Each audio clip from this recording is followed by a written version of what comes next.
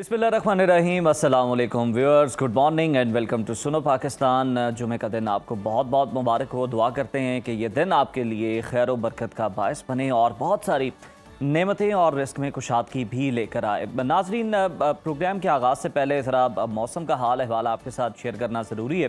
तो जनाब, आप भी सोशल मीडिया पे शेयर कर रहे हैं कि जनाब गली महलों में और जो शाहराहें हैं, जो नशेबी इलाके हैं, वहाँ पर कितना पानी जो है वो खड़ा हुआ है और गाड़ियाँ जो हैं कल हमने ख़ास तौर पर देखा कि मुख्तलिफ़ इलाकों के अंदर लाहौर के जनाब पानी इस कदर ज़्यादा था क्योंकि बारिश इतने ज़्यादा मिलीमीटर रिकॉर्ड की गई है कि जनाब कुछ लोगों की तो गाड़ियां जो हैं वो पानी के अंदर धंस गई और कई गाड़ियों के अंदर तो जनाब, बल्कि बहुत सारी गाड़ियों के अंदर तो जनाब पानी भी दाखिल हो गया। और इसके अलावा जो लोग हैं वो ये भी कंप्लेन कर रहे हैं कि उनके घरों में भी पानी दाखिल हुआ है। लेकिन ख्याल रखना आपको बड़ा ज़रूरी है, एहतियात करना बड़ा ज़रूरी है आपको। और इसके अलावा जो बिजली की तनसीबात हैं, कच्चे मकानात हैं और इस तरह की बोसीदा तमीरात हैं, उनसे भी जनाब आपको थोड़ी सी एहतियात करनी है, फ़ासला करना है। लेकिन मौसम की अगर बात कर लें तो मौसम बहुत ज़बरदस्त है और लगता यूँ ही है कि जनाब फ़िलहाल एयर कंडीशन की जो ज़रूरत है वो महसूस नहीं हो रही है। प्रोग्राम हाईलाइट्स की बात कर लें तो मशरिक़ वस्ता का बहरान जो है वो पाकिस्तान को भी अपनी लपेट में लेता दिखाई दे रहा है। वो इस तरह से कि पाकिस्तान ने हूसियों के सऊदी अरब की बहरी नाकाबंदी की मसम्मत की है। इसके साथ पाकिस्तान ने अमेरिका से $10 अरब मुआवनत की भी दरख्वास्त की। इस नाजुक खारजा पॉलिसी के माहौल पर बात करेंगे, भारत का भी जिक्र करेंगे। तो जनाब, पर्चे लीक होने पर तलबा का मुल्कीर एहतजाज और कॉकरोच जनता पार्टी मोदी हुकूमत के लिए बड़ा चैलेंज बन चुकी है। नसीरुद्दीन शाह, सलमान खान समेत बॉलीवुड की बड़ी शख्सियात भी तलबा की हिमायत में मैदान में हैं। और आज के प्रोग्राम में हम ये जानेंगे कि पर्सनैलिटी डिसऑर्डर और नॉर्मल शख्सियत में असल फ़र्क होता क्या है। इसके अलावा बरसात का मौसम है और किचन की गर्मी, हब्स और पसीने से जल्द पर सुर्ख दानों, हीट रैश और नाखूनों की फंगस से बचाव के बेहतरीन कुदरती नुस्खे आपको बताने वाले हैं। ताबूत सकीना और ग्रेटर इसराइल के नज़रिए से इसके ताल्लुक पर तफसीली गुफ्तगू होगी। और सुनो लाइव, आज हम आपको कम बजट में झटपट तैयार होने वाले मज़ेदार स्नैक्स बनाना भी सिखाएंगे। तो चलते हैं अपने पहले सेगमेंट की जानिब, प्रोग्राम का बाकायदा आगाज़ कर लेते हैं। और आपको बता दें कि जनाब, मशरिक़ वस्ता में अमरीकी हमलों और ईरानी रद्द-ए-अमल से जंग एक इंतहाई ख़तरनाक मरहले में दाखिल हो चुकी है। सदर ट्रंप ने ईरान पर मज़ीद बड़े पैमाने पर फ़ौजी कार्रवाइयों का इशारा दिया, जबकि पासदारान इनकलाब ने अमरीकी और बरतानवी अड्डों को जायज़ हदफ करार देकर कुवैत और उर्दन में कार्रवाइयों का दावा किया है। दूसरी जानिब हम देख रहे हैं कि बाबुल मंदब में हौसियों की धमकियों ने आलमी तेल की तरसील और पाकिस्तान की सलामती के लिए मौशी और सिक्योरिटी चैलेंजेस खड़े कर दिए हैं। बाबुल मंदब जो है ये भी बड़ी इंपॉर्टेंट है। पूरी दुनिया की जो तेल की सप्लाई है, रसद है, उसका 12% जो है वो बाबुल मंदब से गुजरता है। इस सूरत हाल के इलाकाई और मौशी असरात पर बात करने के लिए हमें ज्वाइन किया है माहिर बैनुल अक़वामी उमूर शाजिया चीमा साहिबा ने। बहुत शुक्रिया शाजिया साहिबा, आपके वक्त का वेलकम। शाजिया साहिबा, क्या सदर ट्रंप का ईरान पर ऑपरेशन एपिक फ्यूरी से बड़े हमलों का इशारा वाकई अब ईरान को मुज़ाकरात की मेज़ पर दोबारा से लाने की हिकमत अमली है, या फिर अमरीका खित्ते को दोबारा से जंग की जानिब धकेलता नजर आता है? जो है वो तो उनका सिलसिला तो चलता ही रहता है। वो कभी मार्केट को स्टेबल करने के लिए कोई बयान दे देते हैं, कभी वो अपना प्रेशर एक्सर्ट करने के लिए, कभी डोमेस्टिक पॉपुलेशन को। लेकिन इस दफ़ा उनकी तैयारी को देखकर लगता है, और जो बजट वो मांग रहे हैं और जो उनको प्रैक्टिकली मिल गया है, मिलिट्री बजट, इसका मतलब है कि वो उनके जो मंसूबे हैं वो किसी बड़े हमले के या लंबी जंग के हैं। वो पीछे हटने के लिए के मूड में नहीं है। और दूसरी तरफ ईरान जो है वो किसी सूरत पीछे हटने के लिए नहीं तैयार। तो अब इन दो के होते हुए इस पूरे रीजन की जो सलामती है वो खतरे में पड़ गई। मैं बार बार ये कहती हूँ कि शायद हम अमेरिका से ये डिमांड हमें इलॉजिकल लगती है कि क्या उनसे ये कहा जाए कि आप फ़हम से काम लीजिए, अक्ल से काम लीजिए, स्ट्रेटेजिक पेशेंस दिखाइए, जी। हमारी ज़िंदगियाँ बर्बाद करना छोड़ दीजिए। क्योंकि हमने, अगर मैं अपनी बात करूँ तो हमने कॉन्शियस जो हमारा लाइफ स्पैन है उसमें यही देखा है। इनको यही करते हुए देखा है और कुछ करते हुए नहीं देखा। और जब ये एक मंसूबा बना लेते हैं तो उससे पीछे भी नहीं हटते हैं। उसको करके उसको जो है वो पीछे हटते हैं, चाहे दहाइयाँ लग जाएँ। अब ईरान की सिचुएशन इस दफ़ा डिफरेंट है इराक से, लिबिया से, अफ़गानिस्तान से। वो इस तरह कि वो मुल्क बहुत अकेले खड़े हुए थे। उनके पास इतनी डिप्लोमेटिक सपोर्ट नहीं थी, उनके पास इतनी मिलिट्री की सपोर्ट नहीं थी और पब्लिक ओपिनियन की सपोर्ट भी नहीं थी। ईरान के पास सब कुछ है, रशिया और चाइना जो है, बेशक वो माने या ना माने, प्रैक्टिकली तो उन्हें मानना चाहिए, वो उनके साथ खड़े हुए हैं, उनको हर तरह से मदद कर रहे हैं। अगर आप फॉलो करें कि कितने कार्गो प्लेन कहाँ से आ रहे हैं, हम्म। क्या हो रहा है, कितनी दफ़ा कौन किसे मिलने गया है, अगर आप ये सारे पॉइंट्स इकट्ठे करते रहें, तो बहुत ज़्यादा जो है वो शिपमेंट्स जो हैं वो चाइना से, रशिया से इनके पास पहुँच रही हैं। बल्कि रशिया ने तो इनको जो कंधे पे रखने वाले जो रॉकेट लॉन्चर्स हैं, वहाँ से जी। लेकर even radar system, portable radar system भी इनको दिए और हम्म। एक लंबी लिस्ट है जो कि इनको फ़राहम किया है।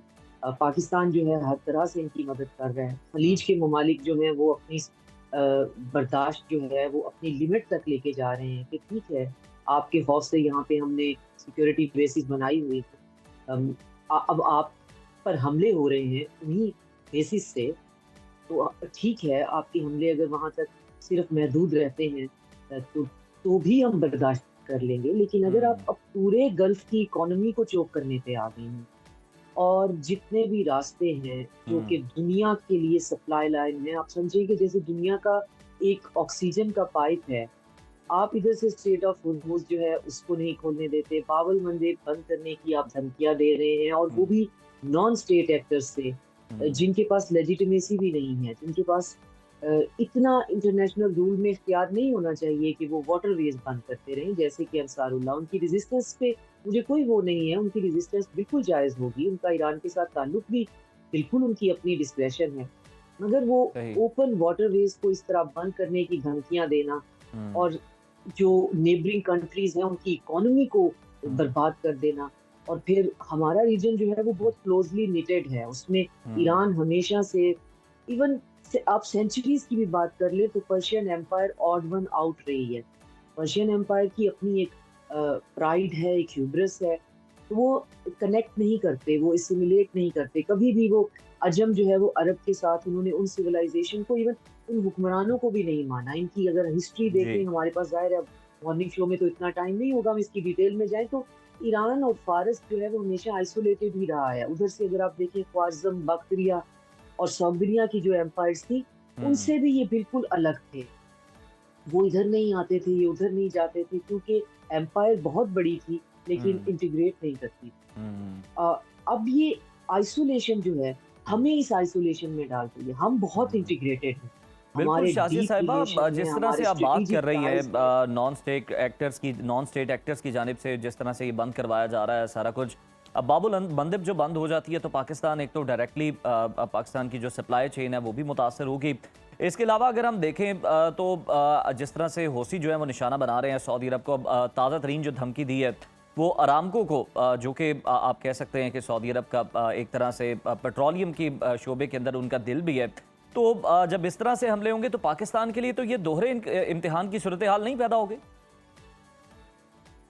नहीं, इम्तिहान नहीं होगा। वैसे पाकिस्तानी, मुझे लगता है हमारे लिए सिचुएशन बहुत क्लियर हो जाएगी। ईरान ईरान सही। हमारे लिए बहुत इम्पोर्टेंट है। ईरान का एक सिंगल पीस में होना हमारे लिए बहुत इम्पोर्टेंट है। हम्म। लेकिन मैं अगर Iranian history as a geopolitical analyst भी जिस तरह फ़ॉलो करूँ, और वैसे भी एज़ अ आप अगर हिस्ट्री पढ़ना चाहते थे, ईरान के अंदर ये टेंडेंसी है, चाहे किसी को अच्छा लगे या बुरा लगे, एक सर्टेन टाइम के बाद आपको बिल्कुल अ आइसोलेशन में छोड़कर आपको अपने आप पर और अपने रास्ते पे निकल लेना।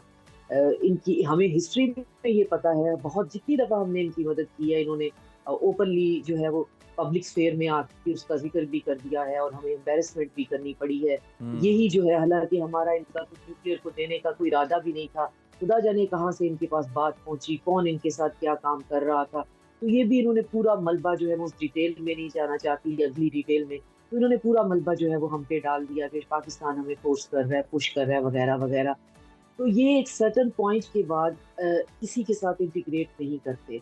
हम्म। ये ऐसे थोड़ी हदीसें आई हुई हैं कि किसी अरबी को अजमी फ़ज़ीलत नहीं। आप उस फ़ज़ीलत का मैग्नीट्यूड तो देखें, आप मेरे आपसे वो तकब्बुर सोच भी नहीं सकते हैं, जी। जो इन सिविलाइज़ेशंस में होता है, कि हम्म। आपको अहादीस जो है वो इस्तेमाल करनी पड़ती हैं। वो उसका एक नेक्स्ट लेवल है। एक सर्टेन डिग्री तक ही आप इसके साथ चलते हैं, जब तक आप इनको आपसे काम हम्म। होता है, उसके बाद ये अपने रास्ते पे चलते हैं और फिर इनके पास बड़ा बड़े फ़हम फ़रासत रखते हैं, इल्मुल हम्म, कलाम पे इनकी बड़ी मास्टरी है, तो बड़ा अच्छा-सा हम्म, जवाब भी आपको देते हैं कि ये ऐसा क्यों कर रहे हैं। जी। आपका सवाल ये था कि हमारे लिए सिचुएशन इस वक़्त ऑकवर्ड है, हम्म, डिफ़िकल्ट नहीं होगी, अगर हम्म, ईरान बाज़ नहीं आता।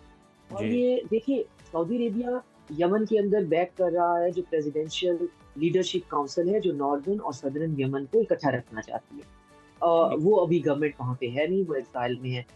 यूएई सपोर्ट कर रहा है सदरन जो ट्रांजिशनल फोर्सेस हैं, तो हम्म, यही आपस में खटपट भी है यूएई और सऊदी अरेबिया की। और ईरान जो है, वहाँ पे एक जो अंसारुल्लाह है, जिनमें बहुत से कबीले हैं, एक हौसी भी हैं, इनको इनको सपोर्ट करता है। अब ये इनकी आपस की इंडिजिनस लड़ाइयाँ भी हैं, ऑर्गेनिक लड़ाइयाँ भी हैं। हम्म, सऊदी अरेबिया नेबरिंग कंट्री है।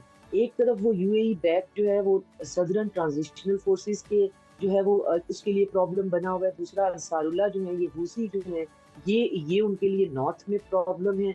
तो ये और यहाँ पे बाब अल मंदेब बंद करने की बात करते हैं। दूसरी तरफ सोमालीलैंड जो है, यूएई ने पूरे का पूरा इज़राइल के साथ मिलकर उसको बैक किया हुआ है। अब उसको स्टेटस भी देने लगे हैं। जी। वो एक अलग वाटरवेज जो है, एक बहुत बड़ा उसको टच करता है। अगर सोमालीलैंड के ऊपर यूएई जो है वो अपनी बैक्ड जो है वो और इजरायली बैक्ड वहाँ पे नॉन स्टेट एक्टर जो है उसको बंद कर देते हैं, तो क्या हम पायरेसी के दौर में जा रहे हैं? वो जो 17th सेंचुरी का एक टाइम पीरियड पूरा हम देखते हैं, जब अभी कॉलोनीज अभी एस्टेब्लिश नहीं हुई थी, उसको जी। टाइम ऑफ पायरेसी कहते हैं कि पायरेट्स थे, बड़े-बड़े पायरेट्स थे जो बहरी लुटेरे, समुद्री जी। रास्तों पे कब्जे करके बैठे हुए थे। बहरी लुटेरे, जी बिल्कुल। तो ये कि हम दोबारा उसी रास्ते पे जा रहे हैं। हाँ। हम ईरान के बिल्कुल साथ हैं, लेकिन ईरान को हम्म, ये समझना पड़ेगा कि गल्फ के कंट्रीज हम्म, को आप इतना नहीं आजमा सकते। हम्म, उनके पास दरियाए सिंध या दरियाए रावी नहीं है, वो 7000 साल पुरानी सिविलाइजेशन नहीं है। बिल्कुल वो अपनी शाजिया साहिबा, गंदम, आपने सही अपना निशानदेही की है कि इतना अनाज नहीं जो है। आजमा सकते, लेकिन अब हम देख रहे हैं कि पासदारान इनकलाब की जानिब से बरतानिया का जो फेयरफोर्ड एयर बेस है और कुवैत वॉर्डन में अमरीकी तनसीबात को निशाना बनाने के दावों के बाद क्या लगता है आपको, ये जंग अब बरह रास्त ईरान और नेटो या फिर अमरीकी इत्तेहादियों के दरमियान, जिनमें गल्फ भी है, आलमगीर एक तसादुम की शक्ल इख्तियार कर सकती है?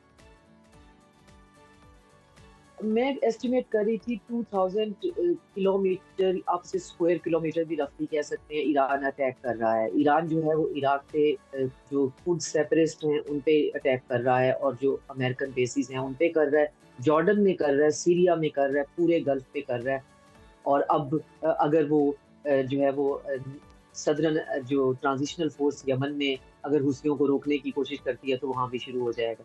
तो ये पूरे का पूरा रीजन तो आग की लपेट में ऑलरेडी है। हम्म, इसमें इजराइल जो है वो इस वक्त कोने में बैठा हुआ है, क्योंकि ईरान के ऊपर बहुत स्वेर किस्म की बम्बार्डमेंट होने की इंटेल है हुसियों के पास। उनका कहना है कि हमने बाबल मंदेब बंद करने की बात इसलिए की है क्योंकि हमारे पास इंटेलिजेंस रिपोर्ट्स हैं कि अमेरिका प्लान कर रहा है तमाम एक्सेस ऑफ रेजिस्टेंस पे एक ही टाइम पे बहुत हैवी बम्बार्डमेंट करना, यानी इराक में हश्द शाबी पे, हिजबुल्लाह पे लेबनान में, और अंसारुल्लाह पे यमन में। तो इस वजह से हमने प्रीएम्प्टिवली ये कहा है कि ठीक है, हम तो गुरिल्ला फोर्स हैं।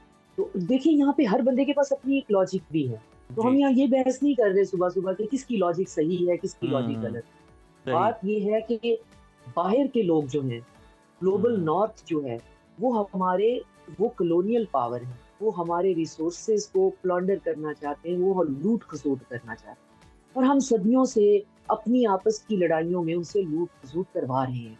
उसके बाद उन्होंने नया मैकेनिज़्म बनाया, कॉलोनी बंद कर दी, तो उन्होंने आईएमएफ टाइप के जो है इदारे बनाकर हमें दोबारा से, हम अभी भी हम आज़ाद नहीं हैं। आईएमएफ हम्म, के होते हुए आप कैसे आज़ाद हो सकते हैं? ईरान पे हमले क्यों हो रहे हैं कि इसका सेंट्रल बैंक जो है वो स्विफ्ट सिस्टम के अंदर किया जाए। स्विफ्ट सिस्टम के अंदर करके फिर यहाँ पे एक पपेट बिठाया जाए या केओस कर दिया जाए। जी। उसके बाद यहाँ पे एक एंडोमेंट फंड बनाया जाए इराक की तरह, और फिर पैसे जो हैं इनके रिसोर्सेज, क्योंकि इतने रिसोर्सेज हैं, आप पाकिस्तान को हम्म, देखें, बेहतरीन वेदर है, एग्रीकल्चरल लैंड है, हमारे पास मिनरल्स हैं, हर चीज़ है, जी। लेकिन हम उसके डिविडेंड कितने फ़ायदा उठा पाते हैं? क्योंकि हम्म, हम इस तरह से जकड़े हुए हैं उसी कॉलोनियल पावर में। तो हमें लॉजिक पे नहीं बहस करनी है, किसकी लॉजिक ठीक है, अंसारुल्लाह की हम्म, ठीक है, कौन हक पे है, कौन बातिल पे है। हमने ये सही। देखना है कि हमारा बचाव जो है वो इकट्ठे है। ये रीजन इकट्ठा जो है वो उसकी शिकस्त है, और इकट्ठे ही उसकी हम्म, जो है वो हम्म। फतह है। अच्छा शाज़िया अगर साहिबा, ईरान इस को पर ये भी मैं इतनी सी आपका बात समझ में यकीनन नहीं आप आ रही। सही इत्तेहाद की निशानी जो बात कर रही हैं, निशानदही कर रही हैं, और बिल्कुल असरात जो हैं वो सब पर ही आएंगे अगर अनरेस्ट होता है तो। लास्टली ज़रा इस पर भी आपका कमेंट चाहेंगे। अगर हम देखें तो सऊदी अरब के हवाले से अमेरिका जो है वो कह रहा है कि सिविल जो जी मायदा जो है अगर सऊदी अरब वो करना चाहता है तो फिर इब्राहिमी मायदे में शमूलियत जो है वो ज़रूरी है, उससे मशरूत कर रहा है, नथी कर रहा है, कंडीशनल है। आपको लगता है कि सऊदी अरब इस वक्त में अब्राहम अकॉर्ड्स का हिस्सा बन सकता है? बिल्कुल नहीं बन सकता है। गज़ा के जेनोसाइड के बाद जो भी इब्राहिम अकॉर्ड का हिस्सा बनेगा वो पब्लिक जो अपनी डोमेस्टिक पॉपुलेशन है, ख़ास तौर पे मुस्लिम कंट्रीज़ के अंदर, उसके लिए जी। सुइसाइडल है पॉलिटिकली। और ये मोनार्कीज़ जो हैं, ये वैसे ही बहुत एस्टेब्लिश्ड और बहुत स्टेबल नहीं है। इनके पैर हम्म। बहुत ज़्यादा ज़मीन में जड़ें गड़ी हुई नहीं हैं। ये बहुत ही हम्म। वल्नरेबल हैं, हम्म। क्योंकि 19th सेंचुरी का तो ये सारा सोशल कंस्ट्रक्ट है। जी। तो इसमें बिल्कुल भी कोई इब्राहिम अकॉर्ड का हिस्सा नहीं बन रहा। और अगर ईरान को अपने न्यूक्लियर जो है वो पावर जनरेशन के प्लांट वहाँ पे लगाने हैं इलेक्ट्रिसिटी के हम्म। लिए या किसी और के लिए, तो उसे अमेरिका की ज़रूरत नहीं है। बहुत बेहतरीन जो है वो रशिया जो है वो प्रोवाइड करता है, जो ईरान को भी कर रहा है, चाइना के पास है, और हम खुद न्यूक्लियर पावर हैं।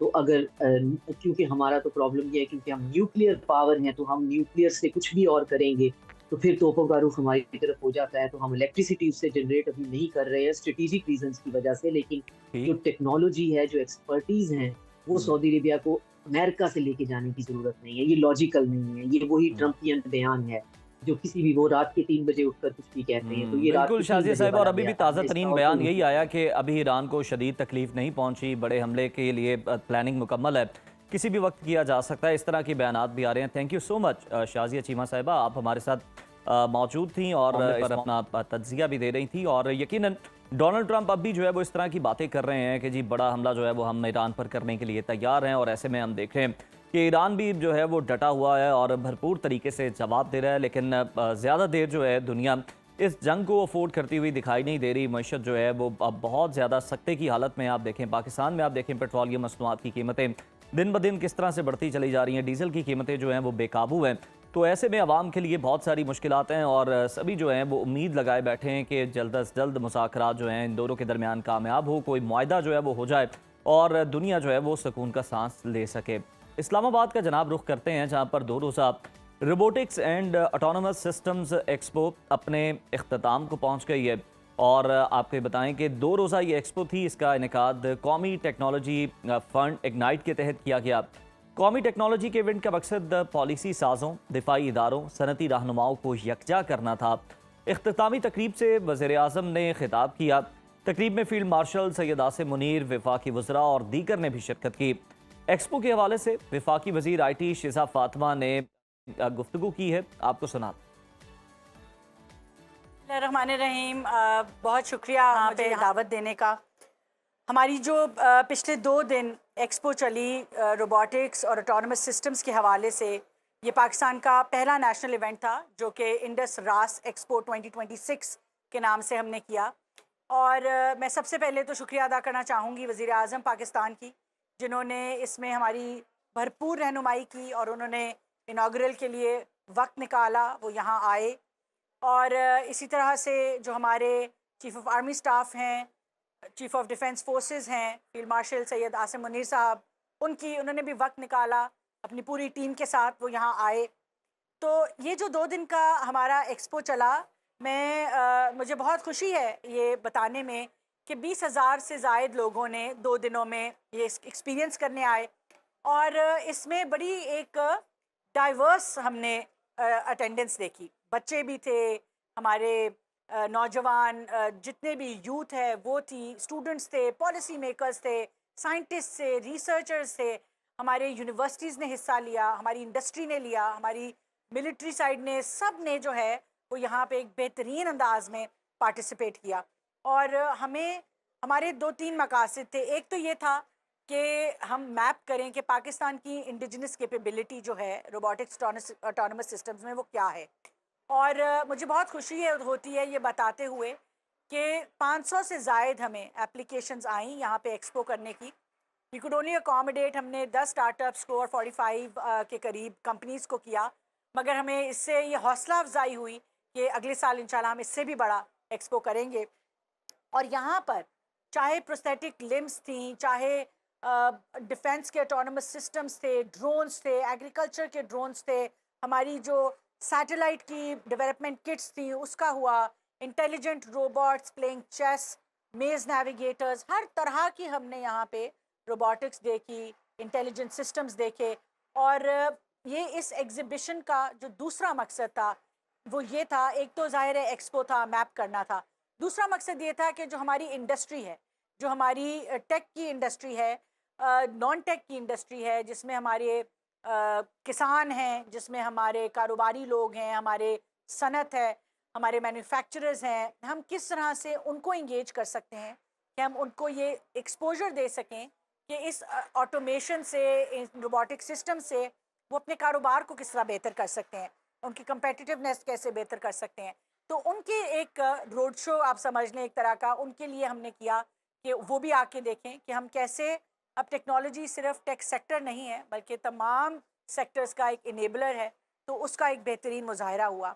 इसी तरह से जो सेमिनार्स थे, जो ट्रेनिंग्स थी, जो प्लेनरी सेशंस थे, पैनल डिस्कशंस थी, उसके अंदर माहिरीन आए, उसके अंदर हमारे रिसर्चर्स, साइंटिस्ट आए, पॉलिसी मेकर्स बैठे, और हमने मिल के बहुत सारे ऐसे मौजूआत पे गुफ्तगू की, डिस्कशन की कि हमने अब इस एक्सपो से आगे कैसे बढ़ना है और आगे रोड मैप क्या बनाना है। तो ये चंद मैं कहूँगी मकासद थे जो मेरे मुताबिक भरपूर तरीके से पूरे भी हुए, और अल्हम्दुलिल्लाह तमाम लोगों की पार्टिसिपेशन से, तमाम टीम्स की पार्टिसिपेशन से, इसमें हमारे साथ NCRA ने, जो कि नस्ट कॉलेज ऑफ EME है, उनकी भरपूर हमारे साथ ताउन रहा। और तो जनाब, बहुत ही बेहतरीन एक्सपो थी जिसका इनेकाद किया गया, और यकीनन हर शोबे के अंदर जो टेक है उसको लाना बहुत ज़्यादा ज़रूरी है, और जदीद दौर के जो तकाज़े हैं उनसे अगर आप इंडस्ट्री को हम आहंग करेंगे तो ना सिर्फ इंडस्ट्री ग्रो करेगी बल्कि मुल्क भी आगे बढ़ेगा। अभी प्रोग्राम में वक्त हुआ ब्रेक का, देखते रहिए सुनो पाकिस्तान। व्यूअर्स, पर्सनैलिटी डिसऑर्डर एक ऐसा नफसियाती मरज़ जो इंसान के सोचने, समझने और लोगों से ताल्लुकात कायम करने के अंदाज़ को, यहाँ तक कि कम्युनिकेट करने के अंदाज़ को भी शदीद मुतासिर करता है। और अक्सर लोग शदीद गुस्से की हालत में होते हैं, या फिर किसी और तरह से वो किसी के साथ डील कर रहे होते हैं, या फिर बड़ी जल्दी में झुंझलाहट पे हैं, लेकिन इसको पर्सनैलिटी डिसऑर्डर का नाम दे दिया जाता है, और शायद समझा जाता है कि ये शख्स है ही इस तरह का कि इसके साथ किसी किस्म का ताल्लुक़ ना रखा जाए, किसी किस्म की इसके साथ गुफ्तगू ना की जाए, क्योंकि इसके तो मसाइल ही बहुत हैं, इसके तो टेंट्रम्स ही बहुत हैं, ये बहुत ज़्यादा एरोगेंट है। लेकिन ये पर्सनैलिटी ट्रेट्स भी होते हैं और पर्सनैलिटी के डिसऑर्डर्स भी होते हैं। अब मसला है कहाँ पर, ये जान लेते हैं। हमारे साथ मौजूद हैं इस वक्त माहिर नफ्सियात डॉक्टर उसामा बिन ज़ुबैर साहब। बहुत शुक्रिया डॉक्टर उसामा बिन ज़ुबैर साहब। हमें ये बताइएगा कि पर्सनैलिटी डिसऑर्डर से, पहले लफ्ज़ों में, कि पर्सनैलिटी डिसऑर्डर से मुराद क्या है? तो मच अभी हम लोग ना अगली 10-12 एपिसोड्स तक एक जर्नी कवर करेंगे जो मेंटल हेल्थ का सबसे इंटरेस्टिंग टॉपिक है। मतलब हर बंदा ना बीमारियों से ज़्यादा इंटरेस्टेड है कि उसकी पर्सनैलिटी कैसी है, वो कैसा है, किसी रिलेशनशिप में जा रहा है, पार्टनर की पर्सनैलिटी कैसी है, फिर इर्द गिर्द के लोगों को कहते हैं तो है ही ऐसा। तो पर्सनैलिटी डिसऑर्डर से पहले समझना ज़रूरी है पर्सनैलिटी क्या है। पर्सनैलिटी क्या है? वो एक सेट ऑफ ट्रेट्स है, the way you behave, the way you react, the way you think, the way you emotionally express yourself. तो एक सेट ऑफ बिहेवियर्स और ट्रेट्स है जो आपकी ज़ात का हिस्सा है, जिस तरह आप ज़िंदगी गुजारते हैं, बिहेव करते हैं, अपने रिस्पॉन्सेज देते हैं मुख्तलिफ सिचुएशंस में।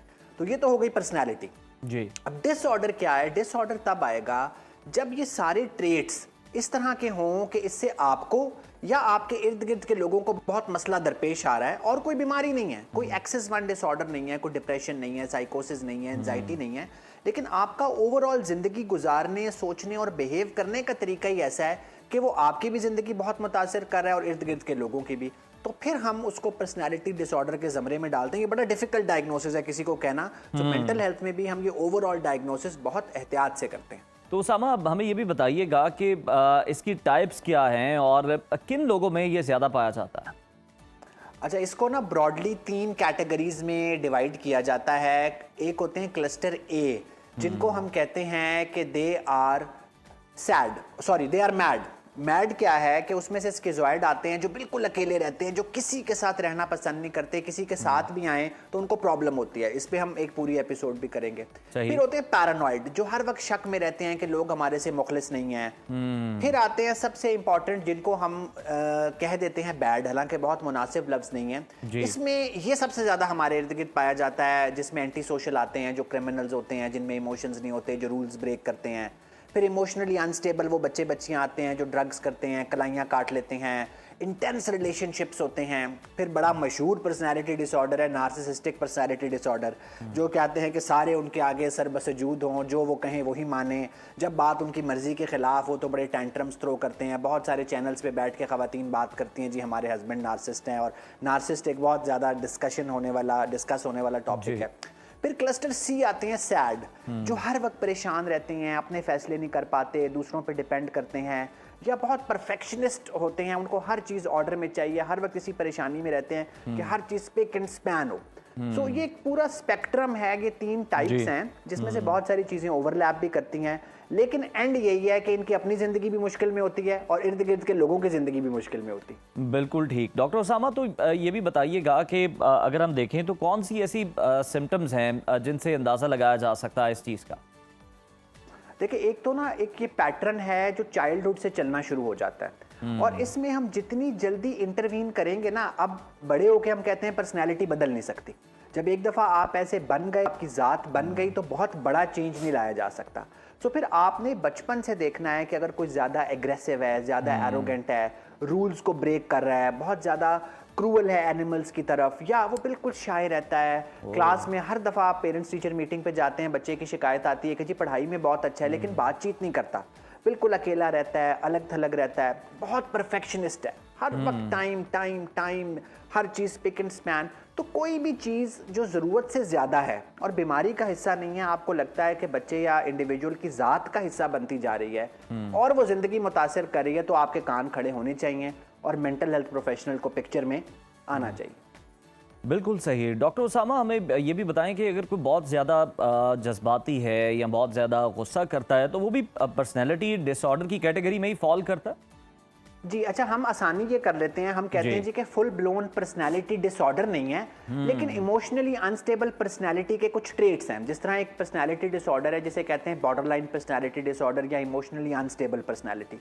वो क्या करते हैं कि जब स्ट्रेस आता है, थोड़ी सी परेशानी आती है, इमोशनल आउटबर्स्ट आ गई, अगर बॉस से डांट खा के आया, घर आके बीवी को डांटना शुरू कर दिया, बच्चों को डांटना शुरू कर दिया, फ़ौरन ये सोचना कर शुरू कर दिया कि लोग मेरे खिलाफ हैं। अच्छा, दोस्ती है तो इतनी दोस्ती है, आपको पता है कई लड़कियां होती हैं जो कहती हैं कि जी अगर तुम्हारी मेरे से दोस्ती है और किसी लड़की से दोस्ती नहीं करनी। इमोशनैलिटी बहुत ज़्यादा होती है। तो उज़ैर, आपने जो वर्ड यूज़ किया ना, बहुत ज़्यादा, तो जहां भी लफ्ज़ बहुत ज़्यादा आएगा वहां प्रॉब्लम आएगी। सेंसिटिव होना अच्छी बात है, इमोशंस को हैंडल करना अच्छी बात है, लेकिन ज्यादा सेंसिटिव होना अच्छी बात नहीं है, ज्यादा इमोशनल होना अच्छी बात नहीं है। फिर ये पर्सनैलिटी डिसऑर्डर के ट्रेट्स आना शुरू हो जाते हैं। बिल्कुल सही। डॉक्टर साहब, हमें ये बताइएगा कि माहिर नफ्सियात के पास अगर कोई इस तरह का शख्स आता है तो ये डायग्नोस करने में पर्सनैलिटी डिसऑर्डर क्या तरीके हैं, टूल्स हैं जो यूज़ किए जाते हैं, और कितना ये टाइम टेकिंग प्रोसेस होता है? अच्छा देखिए, ये बड़ा टाइम टेकिंग प्रोसेस है कि ये जिस तरह आपके भी प्रोग्राम में भी बार बार मास्क आ रहे हैं ना, तो हम सारे लोग मास्क लगा के भी फिर रहे होते हैं। फिर आपके शहर के एक बड़े अच्छे नावल निगार हैं मिर्ज़ा अतर बेग, उनका एक नया नावल आया, तो उसमें उन्होंने बड़ी मज़ेदार बात की कि हम हर वक्त परफॉर्म कर रहे होते हैं। अभी आपको लगता है कि आप शो पे बैठ के परफॉर्म कर रहे हैं, मैं यहाँ बैठ के कर रहा हूँ, हम जब यहाँ से जाएंगे तो हम घर पे भी परफॉर्म करते हैं, हम दोस्तों में भी परफॉर्म करते हैं। तो हर जगह हमारी जो परफॉर्मेंस है ना, वो डिफरेंट होती है। सो उस परफॉर्मेंस में हमने ढूंढना होता है कि कहाँ मसले हैं। तो एक तो हमारी हिस्ट्री, हम बातचीत करते हैं, घर वालों से बातचीत करते हैं मरीज़ की इजाज़त से। फिर हमारे बहुत सारे साइकोलॉजिकल टेस्ट होते हैं कि यार ये कुछ परफॉर्मेंस फिल करने हैं, कुछ ड्राइंग्स, प्रोजेक्टिव टेस्ट होते हैं कि अगर आपने घर ऐसा बनाया है तो उसका ये मतलब है। तो पूरी एक कॉम्प्रिहेंसिव असेसमेंट होती है। It's very difficult. ये हल्का फुल्का कोई डिप्रेशन, एंजाइटी तो है नहीं, आपकी ज़ात के बारे में बात करनी है। बिल्कुल डॉक्टर उसामा, आपने सही कहा, और बिल्कुल असेसमेंट है, इस पे वक्त भी लगता है। और हमें ये भी बताइएगा कि जब असेसमेंट हो जाती है और माहिर नफ्सियात किसी नतीजे पर पहुंच जाता है तो फिर उसके बाद इलाज क्या है? क्या मेडिसिन है, थेरेपीज़ हैं जिसके ज़रिए ट्रीट किया जाता है? क्या तरीका क्या है? अच्छा देखिए, पहले एटियोलॉजी को समझ लेना, ये होता क्यों है। It's nature and nurture. एक तो ये जेनेटिक होता है, आप वो शाइनेस का या आप एंटी सोशल होने का या जज्बाती होने का जीन भी लेके पैदा होते हैं। फिर ये होता है कि अक्सर लोग कहते हैं जो 18 साल 20 साल आपको सोसाइटी देती है, वालदैन देते हैं, स्कूल देता है, आप वही आपकी ज़ात का हिस्सा बनता है और आप लौटा रहे होते हैं। सो इलाज में भी हम ये देखते हैं कि कुछ मॉडिफाइबल फैक्टर्स हैं, कुछ नॉन मॉडिफाइबल। जीन्स को मॉडिफाई नहीं किया जा सकता, ज़ाहिर है जीन्स तो वही रहेंगे। बिल्कुल। फिर एक तरफ मैंने आपको पहले बात की कि पर्सनैलिटी बदल नहीं सकती। फिर हम क्या कर रहे हैं, हम ये कर रहे हैं कि हमारा ये मानना है कि इंसान किसी भी उम्र में पुराने बिहेवियर्स को अनलर्न कर सकता है और नए बिहेवियर्स लर्न कर सकता है। तो हम इस पे काम करते हैं। कई दफ़ा दवाई भी जाती है, अगर सिवियर डिप्रेशन है, एंजाइटी है, एग्रेशन है, कुछ दवाई भी कई दफ़ा जाती है। बट मोस्टली ये होता है कि हम पेशेंट के साथ मिलके उसकी सोच पे काम करते हैं, बिहेवियर पे काम करते हैं। घर वाले जो रिस्पॉन्स दे के उसके बिहेवियर्स को पक्का कर रहे होते हैं, उनको डिस्करेज करते हैं। तो इट्स ऑलवेज बायोलॉजिकल, साइकोलॉजिकल और सोशल। और ये याद रखें, दवाई खाना आसान काम है, किसी भी उम्र में अपनी सोच को, बिहेवियर को, जज्बात को तब्दील करना बहुत मुश्किल काम है। लेकिन उसके बगैर इन पेशेंट्स के लिए हमारे पास कोई चारा नहीं होता, तब्दीली लानी ही होती है। बिल्कुल, बहुत पहाड़ अपनी जगह से हिल सकता है लेकिन इंसान अपनी फितरत से नहीं हट सकता। और बिल्कुल ये वाकई जो चीज़ें बदली जा सकती हैं वो तो आसान है, लेकिन ये काम जो है ये खासा मुश्किल है। बहुत शुक्रिया डॉक्टर उसामा बिन ज़ुबैर मौजूद थे और पर्सनैलिटी डिसऑर्डर के टॉपिक पर हमारी रहनुमाई भी कर रहे थे, बता रहे थे कि जनाब किस तरह से ये चीज़ें जो हैं वो काम करती हैं और इसको किस तरह से फिर असेसमेंट करने के बाद, डायग्नोस करने के बाद इसको बेहतर किया जा सकता है और आपके जो करीबी ताल्लुकात हैं उस पर ये किस तरह असरअंदाज होता है और उन्हें इस टाइम के अंदर, इस क्रूशल टाइम के अंदर क्या रोल जो है वो प्ले करना चाहिए। प्रोग्राम में ब्रेक शामिल करेंगे, हमारे साथ रहिए। इंडिया में इम्तिहानी पर्चे लीक होने और तालीमी बदउनवानी के खिलाफ तलबा का एहतजाज शिद्दत इख्तियार कर चुका है। नई दिल्ली के जंतर मंतर पर पुलिस तशद्दुद और लाठी चार्ज पर जहां अपोजिशन हुकूमत पर हमलावर है, वहीं बॉलीवुड के नामवर फनकार भी इस मामले पर वाज़े तौर पर तकसीम नजर आते हैं। सलमान खान, आलिया भट्ट और नसीरुद्दीन शाह ने तलबा की हिमायत की है, जबकि अनुपम खेर और कंगना रनावत ने हुकूमती मौक़िफ़ का दिफा किया है। तो क्या ये तहरीक मोदी के लिए सबसे बड़ा सियासी चैलेंज बनती जा रही है? इस सूरत हाल के सियासी असरात पर गुफ्तगू के लिए हमें ज्वाइन किया है, हमारे साथ मौजूद हैं तज्ज़ियाकार हैदर हयात खान और सिख रहनुमा गुरपतवंत सिंह पन्नू। लेकिन इससे पहले मोदी हुकूमत के तलबा पर तशद्दुद के खिलाफ बॉलीवुड अदाकारों ने जिस गम गुस्से का इजहार किया है सब याद भी रखा जाएगा और उसके अलावा डटे रहने का जो पैगाम नसीरुद्दीन शाह ने दिया है, लगता है कि जो स्टूडेंट्स हैं वो उसी पर अमल पैरा हैं और वो डटे हुए दिखाई भी दे रहे हैं। इसी मामले पर बात कर लेते हैं। अब दोनों मेहमानों को खुश आमदीद कहते हैं। पहले गुरपतवंत सिंह पन्नू साहब के साथ डिस्कशन कर लेते हैं। बहुत शुक्रिया पन्नू साहब। अब भारत में हज़ारों तलबा मोदी हुकूमत की तालीम दुश्मन पॉलिसीज़ के खिलाफ इस वक्त सड़कों पर हैं। ये एहतजाज अब भारत की मुख्तलिफ रियासतों तक फैल रहा है। क्या आपको लगता है कि आगे चलकर ये एहतजाज बड़ी अवामी तहरीक की शक्ल इख्तियार कर सकता है? सब तो पहला जी पूरे पाकिस्तान दे अवाम नू वाहिगुरू जी का खालसा, वाहिगुरू जी की फतेह। देखो जड़ा ये उथे सीजेपी लगी हुई है और स्टूडेंट्स वर्ग जड़ा बाहर आया है, इसका हल नरेंद्र मोदी दी सरकार दा तख्ता पलटिया जाना जरूरी है। दिल्ली दी सरकार ते हिंदुस्तान दी सरकार दा बदलिया जाना जरूरी है, पर यह पक्का हल नहीं है। इसका हल जड़ा हैगा वो जिहड़ी यूनियन ऑफ स्टेट्स बनाई हुई है इन्होंने, यूनियन ऑफ इंडिया, एक झूठा देश, फेक फैब्रिकेटेड जिहड़ी इन्होंने एक देश बनाया हिंदुस्तान, उस दे टुकड़े टुकड़े होके स्टेट पंजाब जिहड़ी है असी खालिस्तान रेफरेंडम राही हिंदुस्तान तो पंजाब नू आज़ाद करवाउणा है। कश्मीर दी आज़ादी दा रस्ता पंजाब तो जांदा है। इसे तरीके नाल महाराष्ट्र, इसे तरीके नाल मध्य प्रदेश, वेस्ट बंगाल, असम, नागालैंड, मेघालय, मिजोरम, ये सारे दे सारे जेड़े इन्हां दी यूनियन ऑफ स्टेट्स है, ये एक छोटे छोटे अलग मुल्क बनणगे तां ये जड़ा यूथ है, चाहे वह मोस्टली हिंदू यूथ है, उस दे विच मुस्लिम्स भी है, पर उन्हां नू ये समझना पैना है कि उन्हां दा हल नरेंद्र मोदी दी सरकार दा तख्ता पलट के नहीं होना।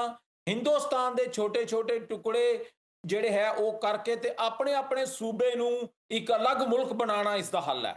बिल्कुल ठीक अभी है। आपने हाल बता दिए पन्नू साहब, भारतीय पंजाब और दीगर रियासतों में देखा जाए तो इस तालीमी स्कैंडल के हवाले से बताइएगा कि कितने नौजवान मुतासर हुए और इस तालीमी बहरान के क्या असरात मुरतब हो रहे हैं। ਨੂੰ ਦੱਸਦਾ ਪਿਆ ਕਿ ਪੰਜਾਬ ਜਿਹੜਾ ਹੈ ਉਹ ਇਸ ਹਿੰਦੁਸਤਾਨ ਦਾ ਹਿੱਸਾ ਨਹੀਂ ਹੈ। 1947 ਦੇ ਵਿੱਚ ਜ਼ਰੂਰ ਪੰਜਾਬ ਜਿਹੜਾ ਹਿੰਦੁਸਤਾਨ ਦੇ ਨਾਲ ਰਲਿਆ ਸੀ, ਪਰ 1950 ਤੋਂ ਜਦੋਂ ਭਾਰਤ ਦਾ ਸੰਵਿਧਾਨ ਬਣਿਆ ਤੇ ਸਿੱਖ ਨੂੰ ਹਿੰਦੂ ਧਰਮ ਦਾ ਹਿੱਸਾ ਦੱਸਿਆ ਗਿਆ, ਪੰਜਾਬ ਉਦੋਂ ਤੋਂ ਜਦੋਜਹਿਦ ਕਰ ਰਿਹਾ ਆਜ਼ਾਦੀ ਦੇ ਲਈ। ਉੱਥੇ ਦਾ ਯੂਥ, ਉੱਥੇ ਦਾ ਨੌਜਵਾਨ, ਉਹਨੇ ਆਪਣੇ ਪੰਜਾਬ ਦੀ ਆਜ਼ਾਦੀ ਦੇ ਲਈ ਸੰਘਰਸ਼ ਕੀਤਾ ਤੇ ਆਪਣੀਆਂ ਸ਼ਹਾਦਤਾਂ ਦਿੱਤੀਆਂ। ਅੱਜ ਜਿਹੜਾ ਹਿੰਦੁਸਤਾਨ ਦਾ ਯੂਥ ਹੈ ਇਕੱਠਾ ਹੋ ਕੇ, ਹਾਲਾਂਕਿ ਹਜੇ ਉਹ ਆਪਣੇ ਆਪ ਨੂੰ ਹਿੰਦੁਸਤਾਨੀ ਕਹਿ ਰਿਹਾ ਹੈ, ਹਾਲਾਂਕਿ ਆਪਣੇ ਆਪ ਨੂੰ ਉਹ ਭਾਰਤੀ ਕਹਿ ਰਿਹਾ ਹੈ, ਪਰ ਉਹਨਾਂ ਨੂੰ ਇਹ ਸਮਝ ਨਹੀਂ ਆ ਰਹੀ ਕਿ ਜਿਹੜੇ ਉਹਨਾਂ ਦੇ ਫੋਰਫਾਦਰਸ ਸੀ ਇਸੇ ਯੂਥ ਦੇ, ਉਹਨਾਂ ਨੇ ਵੀ 1975 ਦੇ ਵਿੱਚ ਇਸ ਤਰੀਕੇ ਦਾ ਸੰਘਰਸ਼ ਕੀਤਾ ਸੀ ਤੇ ਪ੍ਰੋਟੈਸਟ ਕੀਤੇ ਸੀ। ਕੋਈ ਮਿਨਿਸਟਰ ਬਣ ਗਿਆ, ਕੋਈ ਚੀਫ ਮਿਨਿਸਟਰ ਬਣ ਗਿਆ, ਪਰ ਹੱਲ ਜਿਹੜਾ ਹੈ ਉਹ ਇਦਾਂ ਨਹੀਂ ਨਿਕਲਣਾ। ਕਸ਼ਮੀਰ ਦੇ ਵਿੱਚ ਤੁਸੀਂ ਦੇਖੋ, ਉਥੋਂ ਦਾ ਯੂਥ ਜਿਹੜਾ ਹੈ ਉਹ ਆਪਣੀ ਆਜ਼ਾਦੀ ਚਾਹ ਰਿਹਾ, ਹੱਕ ਨਹੀਂ ਹੋਰ ਮੰਗ ਰਿਹਾ, ਉਹ ਕਹਿੰਦਾ ਕਸ਼ਮੀਰ ਆਜ਼ਾਦ ਹੋਵੇ। ਜੇ ਤੁਸੀਂ ਅਸਾਮ ਦੇਖੋਗੇ, ਉੱਥੇ ਵੀ ਇੱਕ ਅਲੱਗ ਮੁਲਕ ਦੀ ਜਿਹੜੀ ਹੈ ਉਹ ਨੌਜਵਾਨਾਂ ਦੇ ਵਿੱਚ ਹੈ ਕਿ ਅਸੀਂ ਅਲੱਗ ਮੁਲਕ ਬਣਾਉਣਾ ਹੈ। ਇਦਾਂ ਹੀ ਨਾਗਾਲੈਂਡ ਹੈ, ਮਨੀਪੁਰ ਹੈ, ਜਿੰਨਾ ਵੀ ਯੂਥ ਹੈ ਉਸ ਨੂੰ ਇਹ ਸਮਝਣਾ ਪੈਣਾ ਹੈ ਕਿ ਉਹਨਾਂ ਦੇ ਹੱਕ ਤੇ ਉਹਨਾਂ ਦੀ ਆਜ਼ਾਦੀ ਜਿਹੜੀ ਹੈ ਉਹ ਆਪਣੇ ਸੂਬੇ ਨੂੰ ਆਜ਼ਾਦ ਕਰਵਾ ਕੇ ਹੀ ਰਹਿਣੀ ਹੈ। ਜਿਹੜੀ freedom of speech and expressions ਉਹ ਸਮਝਦੇ ਹੈ ਇਸ ਹਿੰਦੁਸਤਾਨ ਦੇ सिस्टम हेठ, इस कॉन्स्टिट्यूशन दे हेठ ओ नहीं। बिल्कुल पन्नू साहब, आप निशानदेही की है जो नाइंसाफ़ी हो रही हैं उसी की वजह से लैदगी की तहरीकें जो हैं वो भारत के अंदर चल रही हैं। बहुत शुक्रिया आपके वक्त का। हैदर हयात साहब की जानिब चलते हैं। हैदर साहब, भारतीय तलबा और CJP के एहतजाज ने मोदी सरकार के होश उड़ा दिए हैं। दूसरी तरफ 2014 से अब तक 152 पेपर लीक्स भारतीय तालीमी निज़ाम में करप्शन का मुंह बोलता सबूत हैं। मोदी हुकूमत ने एहतजाज को क्या समझते हैं कि इतना गैर संजीदा क्यों लिया कि हालात इस कदर बिगड़ गए हैं? उज़ैर, इसमें कोई शक नहीं है 152 पेपर लीक्स हुए हैं जब से 2014 से ये घटिया शैतान भारत में बरसर इक़्तिदार है। और जो लावा था ये तो ज़ाहिर सी बात है उसी वक्त से पक रहा था, लेकिन भारत में खौफ की एक फिजा थी।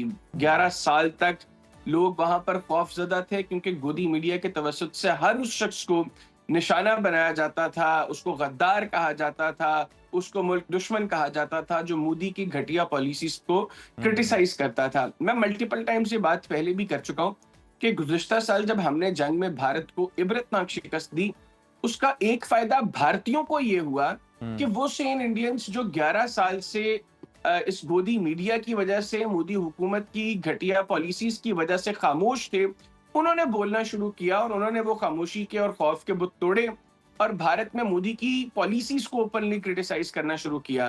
तो ये सिलसिला शुरू होता है जब हमने भारत को शिकस्त दी और उसके बाद पाकिस्तान का ग्लोबल स्ट्रेचर बढ़ा, लोगों को मौका मिला ओपनली खुलकर क्रिटिसाइज करने का, और उसके बाद जो है वो एक के बाद एक बबल जो है वो फटना शुरू हो चुका है भारत के अंदर।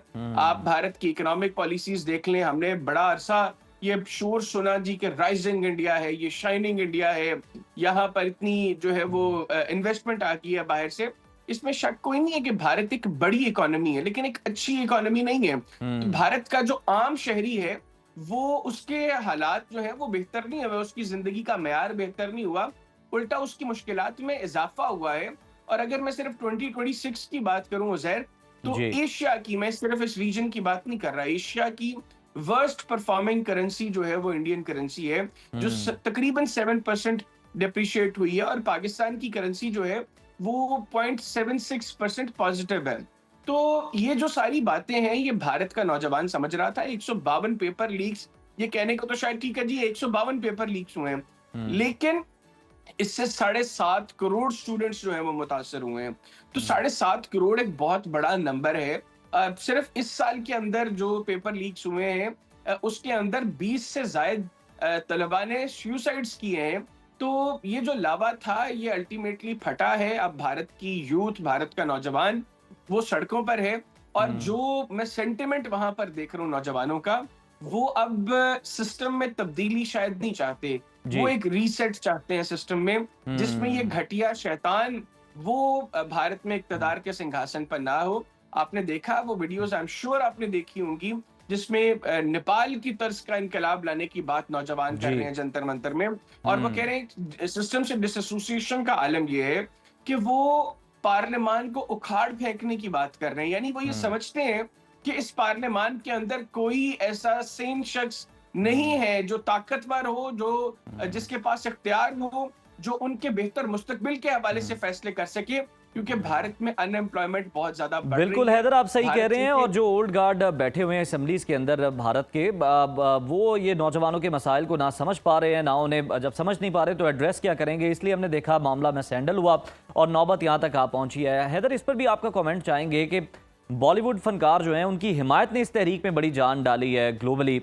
नसीरुद्दीन शाह हो जाएं, अरिजीत सिंह हो जाएं, सलमान खान और आलिया भट्ट के जो खुले बयानात हैं, उसके बाद क्या मोदी सरकार बॉलीवुड पर भी अपने रिवायती सियासी असर और रसूख से महरूम होती चली जा रही है? गोदी मीडिया की तरह इनको भी एक स्क्रिप्ट जाता था, ये भी इस तरह की बात जो है हुकूमत के हक में कर देते थे, लेकिन इस बार मामला उलट दिखाई दे रहा है। देखिए उज़ैर, इसमें कोई शक नहीं है, बॉलीवुड भी उसी तरह जो है वो खौफ का शिकार था। लेकिन बॉलीवुड में चंद ऐसे घटिया एलिमेंट्स जरूर थे जो धुरंधर और बॉर्डर जैसी फिल्में बनाकर मोदी के जो कह लें कि उसका जो नैरेटिव है उसको सपोर्ट करते थे। इवन मैंने तो अभी भी इंडियन चैनल्स पर बैठकर ये बात की है कि आदित्य धर को चाहिए कि फौरी तौर पर धुरंधर 3 जो है वो बनाना शुरू करे और उसमें लिखे और उसमें ये स्क्रिप्ट के अंदर ये चीज मेंशन करे कि ये जो सीजेपी है ये पाकिस्तान ने, आईएसआई ने फंड की है, और पाकिस्तान की फंडिंग के ऊपर जो ये निकले। इवन राहुल गांधी को भी आईएसआई के चीफ ने फोन किया था, तभी वो 7 RCR जो मोदी की रेजिडेंस है उसके बाहर जाकर धरने पर बैठा। तो वो ये सारी चीजें मेंशन करे, अदरवाइज मोदी की मुश्किलात जो है वो बढ़ जाएंगी, क्योंकि भारत में हर घटिया चीज जो गुज़िश्ता 12 साल में हुई है वो धुरंधर के अंदर उन्होंने दिखाने की कोशिश की है, और बॉर्डर जैसी फिल्मों के अंदर उन्होंने माजी में भी दिखाने की कोशिश की है कि उसके पीछे पाकिस्तान है। बाकी जहां तक बात बॉलीवुड, बिल्कुल हैदर, आपने सही निशानदेही की है कि धुरंधर जैसी जो मूवीज हैं वो तो, लेकिन फिर दिलजीत जैसी जो मूवीज बनाते हैं लोग, जो रिसेंटली उन्होंने मूवी बनाई है और जो हकीकत के करीब तरीन हकीकी वाकयात पर मबनी है, उससे इंडिया की कौमी सलामती को जनाब खतरात जो हैं वो लाक हो जाते हैं। फिर ऐसी मूवीज़ भी जो है उन्हें भी रिलीज़ करने की इजाज़त दी जाए, ना कि हर प्लेटफॉर्म से हटाई जाए। बहुत शुक्रिया हैदर आपके वक्त का। यहाँ ब्रेक शामिल करते हैं, stay with us. Welcome back after the break viewers. बरसात के मौसम में जहाँ पर एक तरफ तो मौसम खुशगवार होता है, वहीं हब्स, नमी और शदीद पसीने की वजह से जिल्द और नाखूनों के मसाइल में बेपनाह इजाफा हो जाता है। ख़ास तौर पर उन ख़वातीन में जो किचन में घंटों काम करती हैं, उन्हें किचन की गर्मी, पसीने और पानी के मुसलसल इस्तेमाल की वजह से जिस्म पर सुर्ख दाने यानी हीट रैश और नाखूनों की फंगस, नेल फंगस जैसे तकलीफ दह मसाइल का सामना करना पड़ता है। मुसलसल जलन, खारिश और नाखूनों का ख़राब होना ना सिर्फ किचन का काम मुश्किल बनाता है बल्कि ख़वातीन की सेहत को भी मुतासर करता है। इन तमाम मसाइल की बुनियादी वजूहात क्या हैं, इनसे बचा कैसे जा सकता है और किचन में मौजूद कुदरती अज्जा से इनका इलाज कैसे मुमकिन है, इस पर रहनुमाई के लिए और बेहतरीन नुस्खे बताने के लिए हमारे साथ मौजूद हैं मारूफ हर्बलिस्ट नैयर आपा साहिबा। नैयर आपा साहिबा, वेलकम, बहुत शुक्रिया आपके वक्त का। सबसे पहले तो हम वजूहात डिस्कस कर लेते हैं, और जिस तरह से मैंने अपने इब्तदाइये में भी कहा, ख़वातीन किचन में आग के आगे काम कर रही हैं, फिर पानी का भी इस्तेमाल है, तो किचन से ही आपने चीज़ें तो बतानी है, लेकिन पहले वजूहात बताएं कि होता क्यों है ऐसा बरसात? जी, बरसात के अंदर नमी जो है वो बढ़ जाती है, बहुत ज़्यादा नमी बढ़ने की वजह से हर चीज़ आप देखें कि फंगस लगना और इस तरह के इश्यूज जो है वो स्किन पे रैशेस, एक्नी, एलर्जी, तो ये चीज़ें बढ़ जाती हैं क्योंकि हवा में नमी का तनासुब बढ़ जाता है। उसके लिए जो है वो मेन चीज़ कि आपने, चाहे आपके किचन के कैबिनेट्स हैं, आपके चाहे किचन के काउंटर हैं, आपका अपना हाइजीन का, आपके कपड़े हैं, उनमें नमी आ जाती है। तो हमने होश संभालती जो चीज़ें देखी कि जिस दिन धूप लगती होती थी, खासकर बरसात के मौसम में हर चीज़ को धूप लगवाई जाती थी। यहाँ तक कि अगर किचन के अंदर जो है वो डिब्बों में पड़ी हुई दालें वगैरह होती थी, उसके अंदर भी नमी आ जाती थी, और उसके अंदर सुसरी, सुंडी, और उसके अंदर भी जो है वो फंगस लगने का, अगर क्योंकि घरों में होता है कि राशन जो है वो मंथली इकट्ठा डाल लेते, तो धूप जो है वो लाजमी लगवाएं। ठीक है। उसके बाद ये है कि इस तरीके से आप थोड़ा सा, जैसे बेशक एसी लगा हुआ है, सारी रात जो है वो कमरे घर बंद है, तो सुबह के टाइम आप खिड़कियों को खोल दें, वेंटिलेशन हो, हवा का गुजर हो वहाँ पे, और कोशिश करें कि खुश्क रखें हर चीज़ को। सफाई का बहुत ज़्यादा जो है वो ख्याल रखें। इस मौसम में आपको आप देखें कीड़े मकोड़े, मच्छर, इस तरह की चीज़ें भी जो है वो बढ़ जाती हैं। तो इसके लिए ये है कि जिस तरह से हम फंगस का, एलर्जीज वगैरह की हम बात कर रहे हैं, तो उसके लिए जो है वो मैं एक सोप जो है वो शेयर करूंगी कि साबुन जो है वो आप एक तो लाजमी बना के रखें। आपके घर के अंदर जो भी आप साबुन यूज कर रहे होते हैं, छोटे छोटे उसके टुकड़े जो है वो बच गए, आप उसको फेंके नहीं, ठीक है। वो वाले अगर आपने संभाल के रखे हुए हैं, वो वाले साबुन के टुकड़े ले लें। या आप क्या करें कि एक साबुन जो है वो जैसे 100 ग्राम का एक छोटा पहले बना के रख लें। आपको बनाना आ जाए, उसके रिजल्ट अच्छे हो तो फिर आप ज़्यादा क्वांटिटी के अंदर बना सकते हैं। सिंपल आप जो है वो एक सोप लें, उसको जो है वो कश कर लें। एक नॉन स्टिक फ्राई पैन के अंदर आप क्या करें कि 1 गिलास पानी का लें, मुट्ठी भर के उसके अंदर पुदीने, मुट्ठी भर के उसमें नीम के पत्ते डाल के उसको ब्लेंड कर लें। उसके बाद उसको स्टेन करके उस नॉन स्टिक फ्राई पैन के अंदर ये वाला जो है वो पानी डाल दें। इसको पकाएं कि ये पानी थोड़ा सा रह जाए, उसके अंदर ये वाला आप साबुन डाल दें और इसके अंदर 1 चाय की चम्मच आप हल्दी की डाल दें और इसको मिक्स करें। नॉन स्टिक जिस तरह से हलवा हम बनाते हैं वो सारी साइड्स छोड़ देता है, ठीक है। पानी ड्राई हो जाएगा, आप क्या करें कि कोई भी ढक्कन ले ले, उसके अंदर शापर बिछा के ये वाला चम्मच के साथ सारा साबुन उसके अंदर जो है वो डाल दें और उसके बाद उसको जो है वो थोड़ा हार्ड होने दें, वो दोबारा साबुन की शेप में आ जाएगा। अच्छा, ये वाला साबुन आप हाथ धोने के लिए, नहाने के लिए, मुंह हाथ धोने तो के ठंडक लिए का भी एहसास देगा। फिर हल्दी की प्रॉपर्टीज आप देखें वो कितना अच्छा काम और करेगी। नीम आपको पता है एंटीसेप्टिक, एंटीबैक्टीरियल उसकी जो है वो क्वालिटीज हैं और सेफ है। अगर बच्चों ने भी हाथ धोए हुए, मुंह धोया हुआ या उससे नहाए हुए हैं तो वो बिल्कुल सेफ है क्योंकि हर्बल है, ऑर्गेनिक है, ठीक है। अगर वो उसी साबुन से हाथ धोए, अगर आप कुछ खा वगैरह रहे हैं तो वो अगर नीम की प्रॉपर्टीज आपके हाथ में या अगर आपकी बॉडी में उसके जो एक्सट्रैक्ट्स हैं एब्जॉर्ब है तो वो एक तो नमी नहीं आने देगा आपकी बॉडी के ऊपर, ठीक है। एंटीसेप्टिक, एंटीबैक्टीरियल की वजह से इचिंग, रैश, खारिश ये चीज़ नहीं होगी तो फिर जो है वो फर्दर जो भी कोई प्रॉब्लम इशू होने हैं वो नहीं होंगे। बिल्कुल ठीक है। अच्छा, अब दूसरी तरफ हम देखें तो जो हीट रैश है हम उसकी बात कर रहे हैं। नाखूनों की जो फंगस हैं ये भी बड़े मसाइल हैं, तो हमें ज़रा मरहलावार बताएं कि इनके लिए क्या क्या टोटके जो हैं वो हमें यूज़ करना है। हाँ जी, जिस तरह से नेल की वाकई बहुत ज़्यादा जो है वो नेल फंगस और इस तरह से जो है ये प्रॉब्लम हो जाती है।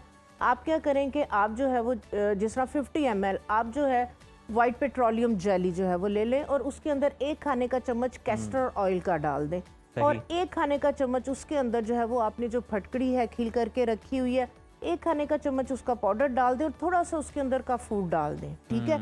इन चारों चीज़ों को मिक्स करेंगे तो ये आपकी एक क्रीम सी बन जाएगी। अच्छा। आप जब बर्तन धोने लगे हैं, कपड़े धोने लगे हैं या बर्तन धो के कपड़े धो के फारिग हो गए हैं तो आप जो है ये वाली जो क्रीम है अपने हाथों पे, अपने पाँव पे लगाएं। उंगलियों के अंदर अगर आपके पानी है, नमी है, उसको जो है वो आप टिश्यू वगैरह के साथ साफ करें, यानी कि नमी नहीं होने दें। अच्छा, एक चीज़ जिस तरह से अगर हम बात कर रहे हैं तो इसके अंदर मैं नैपी रैश की जो है वो बात करना चाहूँगी। जरूर। मैंने देखा है माएँ क्या करती हैं, पैम्पर पहनाने से पहले ढेर सारा टैल्कम पाउडर डाल देती हैं। हाँ जी। नहलाने के बाद बच्चों पे नेक वगैरह पे अच्छी तरह से टैल्कम पाउडर डाल देती हैं। ये इंतहाई जो है वो गलत तरीकाकार है क्योंकि जो टैल्कम पाउडर है आपको पता है फिर पसीना आएगा वो गीला रहेगा। नैपी रैश के अंदर भी अगर आपने पहले टैल्कम पाउडर जो है वो डाल दिया है, बच्चे ने यूरिन वगैरह पास किया तो वो गीला हो जाएगा तो वो वहां पे लगा रहेगा, उसकी वजह से भी जो है वो नैपी रैश वगैरह का प्रॉब्लम होता है। यही वाली जो क्रीम हमने काफूर और फटकड़ी और वाइट पेट्रोलियम जेली और कैस्टर ऑयल डाल के बनाई है, नैपी रैश के लिए ये बेहतरीन है, ठीक है। बच्चे को आपने नहला दिया, ड्राई कर दिया, यही वाली आप क्रीम थोड़ी सी लेके आप जो है ये आप लगा के फिर बच्चे को पैम्पर करें और टैल्कम पाउडर वगैरह का इस्तेमाल बिल्कुल भी नहीं और ये बड़ी आप सस्ती क्रीम आपने बताई, हालांकि इस मकसद के लिए जो क्रीमें आती हैं वो खासी महंगी हैं, बहुत महंगी होती हैं। अगर जिनको नेल फंगस वगैरह हो गया, यही वाली जो जेली वाली हमने क्रीम बनाई है तो आप अपने नेल्स के ऊपर रात को जो है वो अपने हाथ अपने धो लिए, खुशक करके यही वाली क्रीम आप अपने नेल्स पे, अपने हाथों पे, क्रैक हील्स पे, और अगर उंगलियों के अंदर जो है वो नमी आ गई है, खारिश हो रही, ब्लीडिंग हो रही होती है तो आप इसको वहाँ पे भी जो है वो लगा सकते हैं। कमाल की जो है ये आपकी होममेड और सस्ती तरीन जो है ये क्रीम बनेगी। अच्छा, आप नमी की वजह से और भी बड़े मसाइल होते हैं बरसात में, और कौन कौन से मसाइल हैं जो बहुत कॉमन हैं, जो आप देखती हैं लोग आपके पास मसला लेकर भी आते हैं और फिर क्या हल आप तजवीज़ करती हैं? देखिए, एक तो डिहाइड्रेशन, ठीक है, एक पानी का प्रॉपर इंटेक ना करना, खाने पीने में एहतियाती तदाबीर ना करना, बहुत ज़्यादा मुरगन, स्पाइसेस, इस तरह की चीज़ें, पेट में दर्द, रोड, ठीक है, इस तरह की प्रॉब्लम्स। और जो बुजुर्ग हजरात होते हैं या जिनको हार्ट की प्रॉब्लम होती है, आप देखें कि उनके लिए बहुत एहतियात करनी पड़ती है कि उनको थोड़ी सी भी जो है वो इस तरह से नमी बरसात में इस तरह से थोड़ी सी ह्यूमिडिटी हो जाती है तो वो दिल घबराने लगता है। बिल्कुल। ठीक है, तो उसके लिए जो है सबसे बेहतरीन जो है वो मैं बरसात के मौसम में आगे पीछे भी उसको यूज़ करें, खासकर जिनका दिल कमज़ोर है, दिल के पट्टे कमज़ोर हैं या दिल की कोई भी प्रॉब्लम इशू मसले मसाइल है, उसके लिए सफ़रे जल। सफ़रे जल, ठीक है, ये आपका जो है ये बही फल, ठीक है, इसका जो है वो जिक्र अहादीस मुबारका में भी है। तो इसका मुरब्बा जो है वो धो के, क्योंकि मीठा होता है, तो इसका मुरब्बा जिन लोगों को ये वाले दिल घबराना, दिल में घबराहट हो जाना, खौफ पसीने है बिला वजह का, जी बिला वजह सीने पे जो है वो बोझ है, तो उसके लिए जो है सफ़रे जल, ये बही दाने का जो मुरब्बा है सेब की तरह से होता है, बहुत लजीज होता है और अहादीसा मुबारका में भी इनका जो इसका जिक्र है। तो खाली पेट अगर आप खासकर इस 2 महीने के मौसम के अंदर वो तमाम बुजुर्ग हजरात को या जिन्हें दिल कमज़ोर होने की, दिल की घबराहट की, क्योंकि ये बहुत ज़्यादा इशू होता है कि पसीना आया थोड़ा सा या कोई भी किचन में काम किया या गर्मी से आप आए तो दिल घबराने लगता है, कुछ समझ नहीं लग रही होती, पसीने आना शुरू हो जाते हैं। तो आप इसका जो है वो नाश्ता शुरू कर दें, इसके साथ आप देखें कि आपकी जो है वो दिल को ताकत मिलेगी और सुकून मिलेगा। दूसरे मौसम में दूसरे नंबर पे इस मौसम में खाली पेट आपने थोड़ा सा खाली पेट थोड़ी सी क्वांटिटी में सुबह ले लें। जी जी जी, इसका छोटा सा पीस, जिस तरह से एक छोटा सेब होता है, इतना पीस अगर आप खाना शुरू कर देंगे, आप देखेंगे कि आपके दिल को ताकत मिलेगी, ठीक है। और दूसरे नंबर पे इस मौसम में पसीने से स्मेल आना बहुत ज्यादा, मुंह से स्मेल आना, मैदा आपका जो है वो कमजोर हो जाता है, कुछ भी आप खा लें पेट में दर्द, मरोड़, दस्त, इस तरह के जो है वो इश्यूज आने लगते हैं। तो उन सब के लिए जो है ये इसका मुरब्बा जो है ये बेहतरीन है, क्योंकि ये आपके मैदे को भी जो है ये ताकत देता है, ठंडक देता है। और इसके खाने से जिनके पसीने से बहुत ज़्यादा स्मेल आती है, तो पसीने की स्मेल को भी जो है ये ख़त्म करेगा, बल्कि आपकी बॉडी से जो है वो एक खुशबू आना शुरू हो जाएगी। बड़े अनगिनत फवायद हैं इसके। जी जी जी। उसके बाद इसके जो बीज है ना, ये इस तरीके से होते हैं जिस तरह से अनारदाना होता है, ठीक है।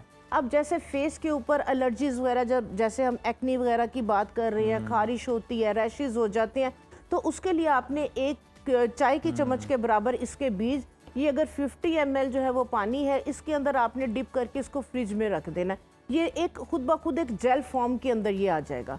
आपने जो है वो किचन में काम कर रही हैं, आप बाहर धूप से आए हैं, आपने सादे पानी से चेहरे को वॉश किया, आंखें बंद करें, इसको आप पूरे फेस पे स्प्रे कर लें। बेहतरीन। विद इन सेकेंड्स ये आपकी इचिंग को खत्म करेगा, आपकी एलर्जी को खत्म करेगा, आपकी एक्नी को ड्राई करेगा और आपकी स्किन को जो है वो हाइड्रेट और मॉइस्चराइज कर देगा, ठीक है। इसको दिन में 3 से 4 दफा, 5 से, जब मर्जी आप इसको जो है वो यूज कर सकते हैं। बल्कि नहाने के बाद अगर यही वाला स्प्रे आप अपनी पूरी बॉडी के ऊपर भी स्प्रे कर लेते हैं तो आपको इचिंग, रैश, खारिश, इस तरह की कोई भी प्रॉब्लम जो है वो नहीं होगी। सफरे जल और बही दाने के बीज और इसके फल के इतने ज्यादा फायदे हैं, खासकर ये बरसात के मौसम में, कि अगर आप इन चीज़ों को यूज़ कर लेते हैं तो आपके जो है वो कोई भी प्रॉब्लम, मसले मसाइल इस मौसम से रिलेटेड इंशाल्लाह ताला नहीं होंगे। अच्छा, आप जो ख़वातीन किचन में तेज़ आके हाई फ्लेम के सामने खड़ी हैं, काम कर रही हैं, कुकिंग कर रही हैं, और उन्हें कुकिंग करते हुए या फिर उसके बाद में कौन सी ऐसी चीज़ या स्प्रे जो है वो लगाना चाहिए कि उनकी स्किन भी सेफ रहे, उनके हाथ भी जो है वो महफूज रहे? उसके लिए जो सबसे बेहतरीन आपके फ्रिज के अंदर और बिल्कुल फ्री की जो चीज़ें हैं, एक खाने का चम्मच दही का लें। अच्छा। एक खाने का चम्मच उसमें कॉर्नफ्लोर डाल दें। ठीक। एक चुटकी उसके अंदर काफूर की, एक चुटकी उसके अंदर फटकड़ी की, ज्यादा नहीं डालनी। सिंपल ये 4 चीजें जो है इसका पेस्ट बना लें। आप किचन से फारिग हो रही हैं, इचिंग, रैश, आपको खारिश, जलन हो रही है, कोशिश करें कि आप खारिश मत करें, इचिंग मत, उससे फिर होगा कि रैशेज हो जाएंगे, जख्म हो जाएंगे, ठीक है। तो आप जो है वो पंखे के नीचे बैठे नॉर्मल करें। उसके बाद ये वाला जो फेस पैक है आप अपने फेस पे, अपनी नेक पे, जहाँ जहाँ इचिंग, रैश, खारिश हो रही है, उसके लिए भी ये वाला फेस पैक बेहतरीन है। दूसरे नंबर पे बच्चों के खासकर ब्लस्टर्स, जिसको हम जो है वो गर्मी दाने या पित्त कहते हैं, पानी के बारीक बारीक छाले बन जाते हैं, खारिश हो रही होती है और बहुत बुरी तरह से, तो यही वाला जो फेस पैक है, नहलाने के बाद पानी इसी तरह से ड्राई होने दे। कोशिश करें एक दूसरे का तौलिया मत यूज़ करें, अपनी कंघियाँ जो है वो डेली बेसिस पे उनको वॉश करें। आपके जो बिस्तर के चादरें वगैरह हैं उसको डेली बेसिस पे धूप लगवाएं या चेंज करें। यानी कि थोड़ी सी इस चीज़ की आपने जो है वो एहतियात करनी है।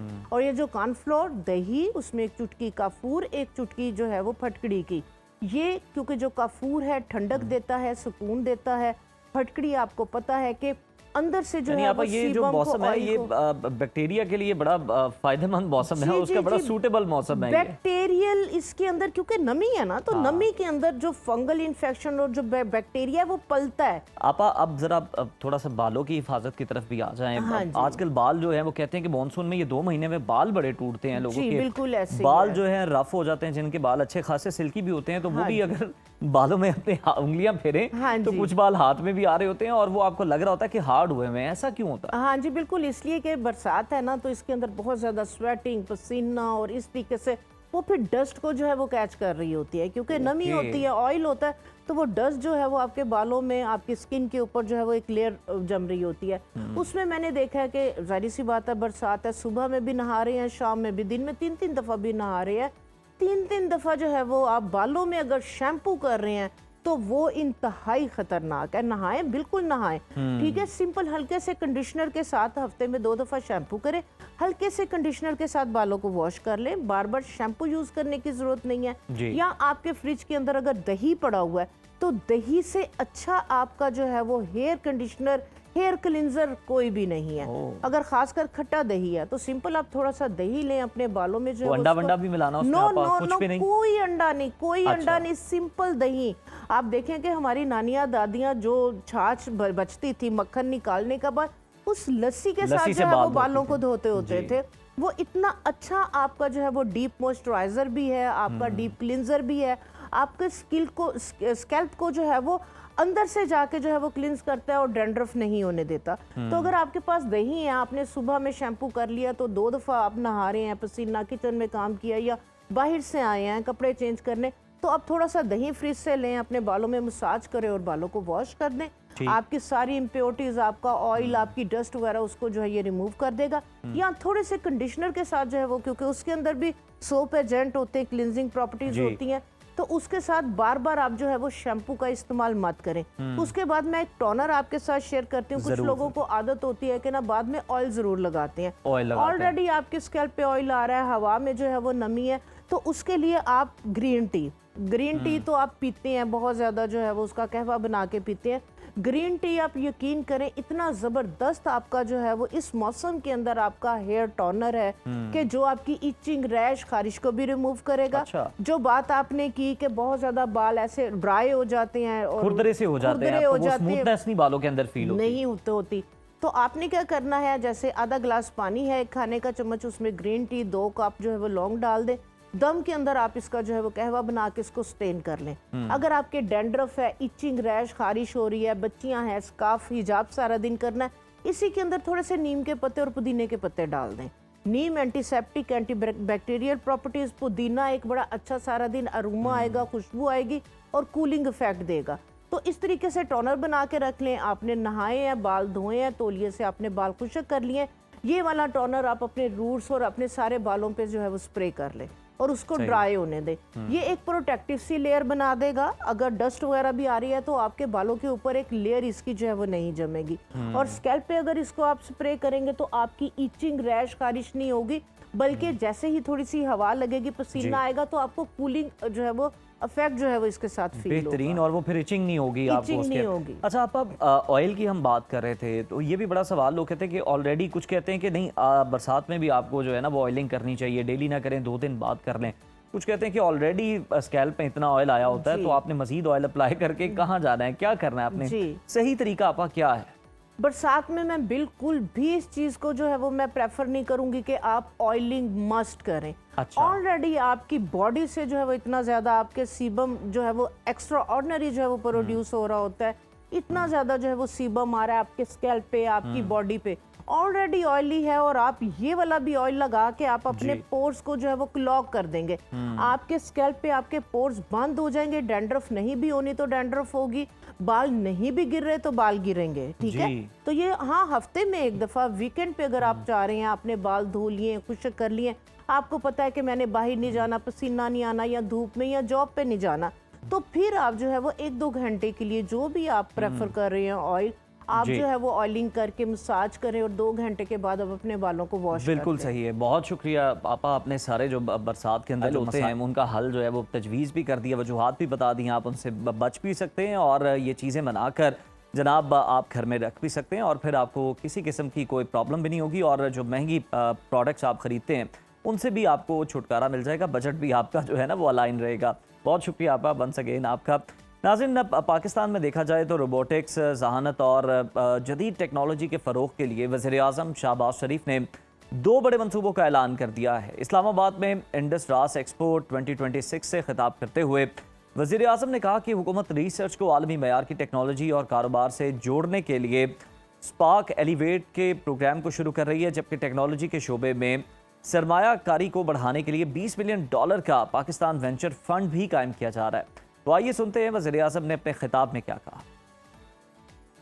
Gentlemen, before I conclude, I am delighted to announce 2 landmark initiatives that will shape the future of robotics and autonomous systems in our country. First, we are launching the Spark and Elevate program to transform Pakistan's research into world-class technologies, globally competitive enterprises, and high productive jobs. Second, we are establishing the Pakistan Venture Fund with an initial commitment of $20 million to catalyze investment in our technology ecosystem. Ladies and gentlemen, the future of robots and autonomous machines that Pakistan seeks is not merely a story of technology. It is the story of a nation of 250 million resilient people determined to reimagine, to compete, and to build a better future for our generations to come. In fact, it is the story of our very young, bright people whose cherished dreams are ignited by the spark of curiosity, whose talent knows no bounds, and whose ingenuity will shape our motherland, Pakistan, for a wonderful future. Today, Pakistan stands at the cusp of a historic opportunity, one we cannot and shall not miss, inshallah. Pakistan will not be a nation that merely inherits the choices made by others. We will shape our own destiny through innovation, enterprise, self-reliance, and untiring efforts, God willing. Let us resolve today, ladies and gentlemen, that through untiring efforts, sweat and blood, and determination, we shall build a brighter, stronger, and a prosperous Pakistan for generations to come, and our posterity, inshallah, will be proud of all of you. God bless Pakistan, Pakistan Zindabad. तो जनाब बहुत ही खुश आइंदा है, हुकूमत technology के शोबे को फ़रोग़ देने के लिए बहुत से इकदाम कर रही है। ना सिर्फ इकदाम कर रही है बल्कि सरमायाकारों को दावत भी दे रही है और फंड्स भी मुख्तस कर रही है, जिससे नौजवानों का मुस्तकबिल रोशन होगा। अभी प्रोग्राम में ब्रेक शामिल करते हैं, हमारे साथ रहिए। तारीख़ के औराक में कुछ ऐसे राज पोशीदा हैं जिनकी अगर हम बात करें उनका जिक्र आसमानी किताबों में तो मौजूद है, लेकिन अगर इंसानी आँख के वो देखें तो सदियों से इनकी तलाश में है और ताबूत सकीना भी ऐसा ही एक राज है। कुरान मजीद की सूरह बकरा में इसका जिक्र एक मौज़े के तौर पर मिलता है कि जब ये छिन गया तो फरिश्ते इसे दोबारा वापस लेकर आए। माहिरीन का इस बारे में कहना है कि फ़लस्तीन में जारी कशीदगी के पीछे ग्रेटर इसराइल के क़याम का वो ख्वाब है जो सदियों से एक मखसूस ज़रिए के तहत परवान चढ़ाया जा रहा है। इसके अलावा अगर हम यहूदी अकायद देखें तो उनके मुताबिक जब तक ताबूत सकीना उनके पास नहीं होगा तब तक उनका हकीकी इक़्तिदार कायम नहीं हो सकता।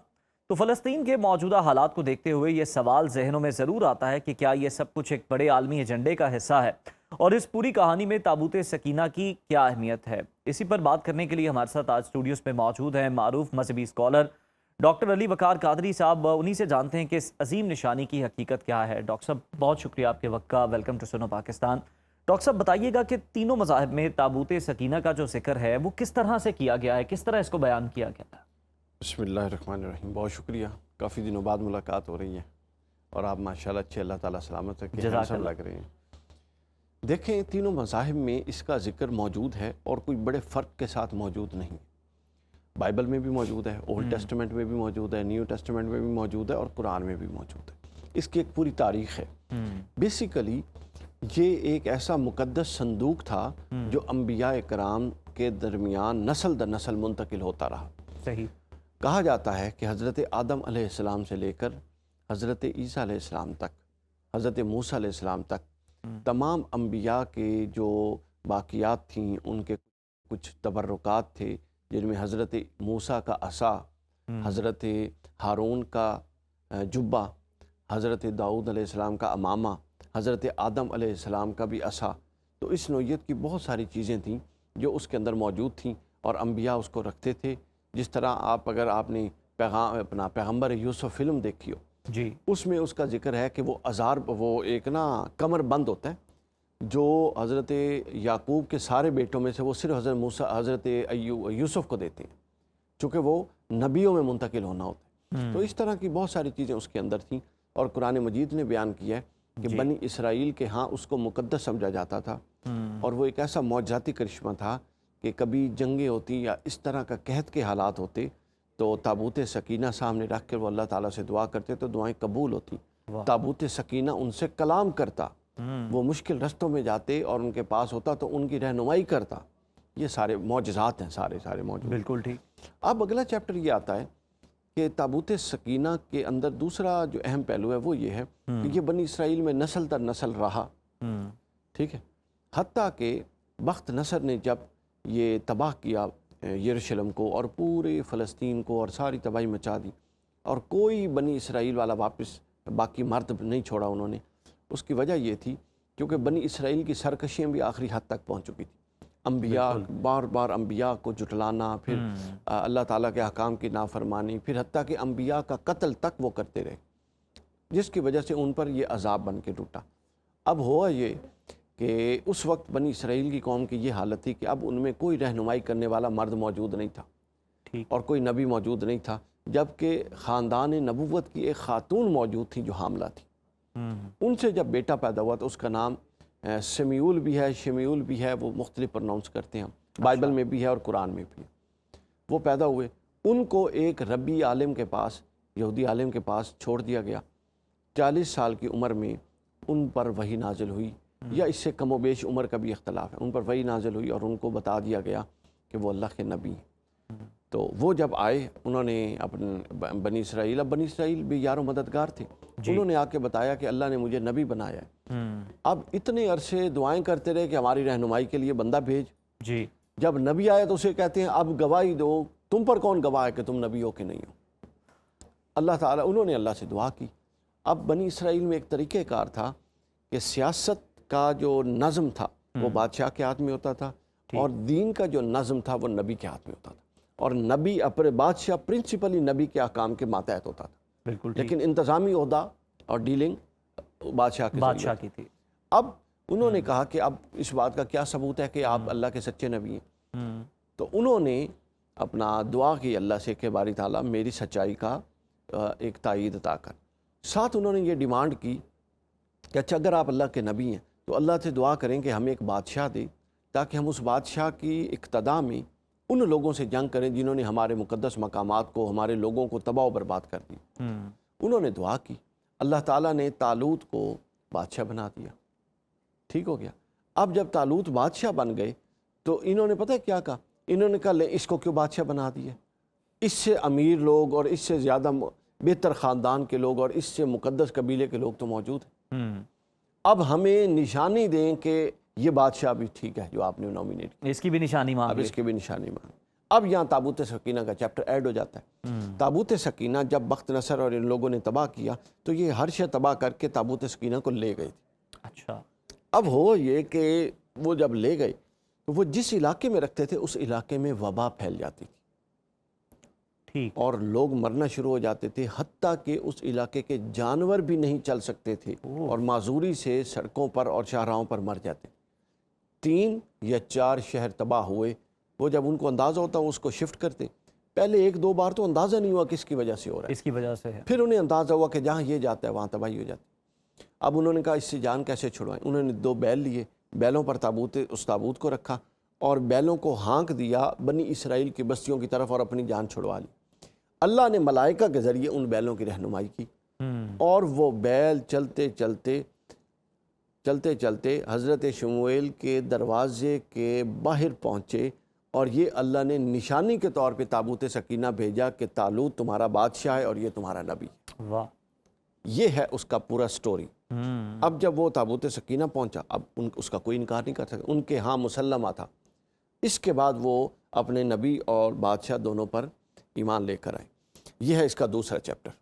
अब इसका एक तीसरा चैप्टर है जिसका आपने भी इशारा किया, ग्रेटर इसराइल, और जो कंटेम्प्रेरी इशू है उसके साथ क्या इसका ताल्लुक है या नहीं है। कहते हैं कि जब तक ये ताबूत सकीना नहीं मिलेगा ग्रेटर इसराइल नहीं बन सकता। इसका बिल्कुल ताल्लुक है और ये बिल्कुल ऐसे ही कहते हैं, ऐसा ही कॉन्सेप्ट है जो आपने कहा।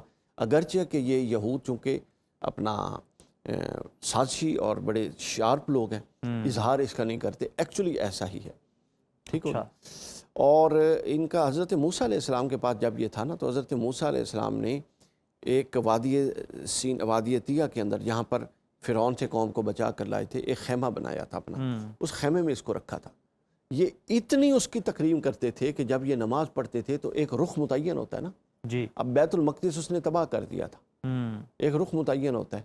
तो ये बैतुल मक़दिस हालांकि जगह तो मौजूद थी, ये उस खैमे की तरफ रुख करके नमाज किए पढ़ा करते थे, अल्लाह की इबादत। जिस खैमे में ताबूत सकीना था, बनी इसराइल की इसके साथ लगाव और इबादत का ये हाल था।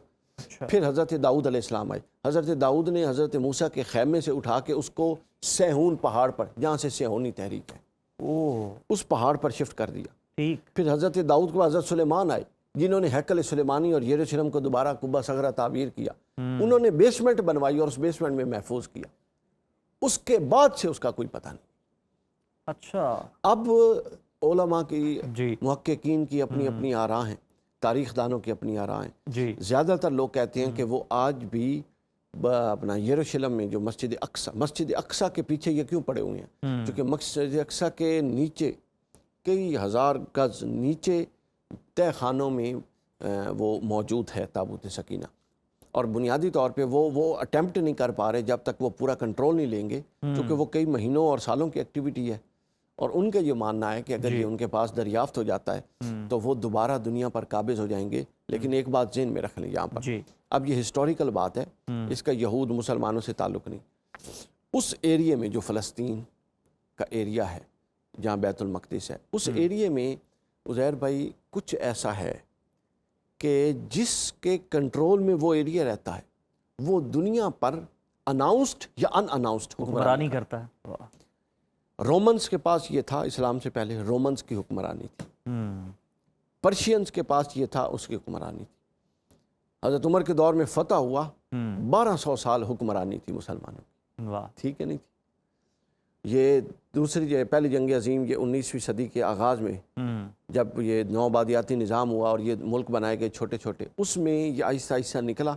और अब आपको पता है ये किन दो ताकतों के ज़ेरे असर है, उन्हीं की दुनिया पर हुक्मरानी है। आप समझ रहे हैं जी जी। हिस्टोरिकली ये बड़ा अच्छा आपने कहा कि चाहे अनाउंस्ड हो या अनअनाउंस्ड हो तो वो नज़र आता है बिल्कुल हमें। अच्छा कादरी साहब, फिर जिस तरह से आप कह रहे हैं कि मस्जिद अक्सा के बेसमेंट में ताबूत सकीना मौजूद आ रहा है, तो ये जो फिर एथोपिया का एक चर्च है सेंट मैरी, उसके बिशप जो हैं वो भी ये दावा करते हैं कि जी ये हमारे पास है, चर्च के अंदर महफूज है, सिर्फ चंद ही लोग हैं जिन्हें इस तक रसाई हासिल। उनका फिर दावा कहाँ स्टैंड करता है? मुझे एक बात बताएं, जिन्होंने पूरी दुनिया को आगे लगाया हुआ है जी, एक चर्च और उसके एक पादरी को संभालना और वहाँ से ताबूत सकीना निकालना कितना मुश्किल काम, कितना मुश्किल है, और सामने ला के रखना और उसकी बुनियाद पे आगे अटेम्प्ट करना, तो ये लायानी बात। अच्छा, इमाम मेहदी के ज़हूर के साथ भी इसका पता चलता है कि ये बहरे मुर्दार से बरामद होगा, इस तरह की भी चीज़ें जो है वो मिलती हैं। बिल्कुल रिवायात मौजूद हैं। देखें, जिसने भी अल्लाह रब्बुल इज़्ज़त की नुसरत की अलामत है बेसिकली ये संदूक।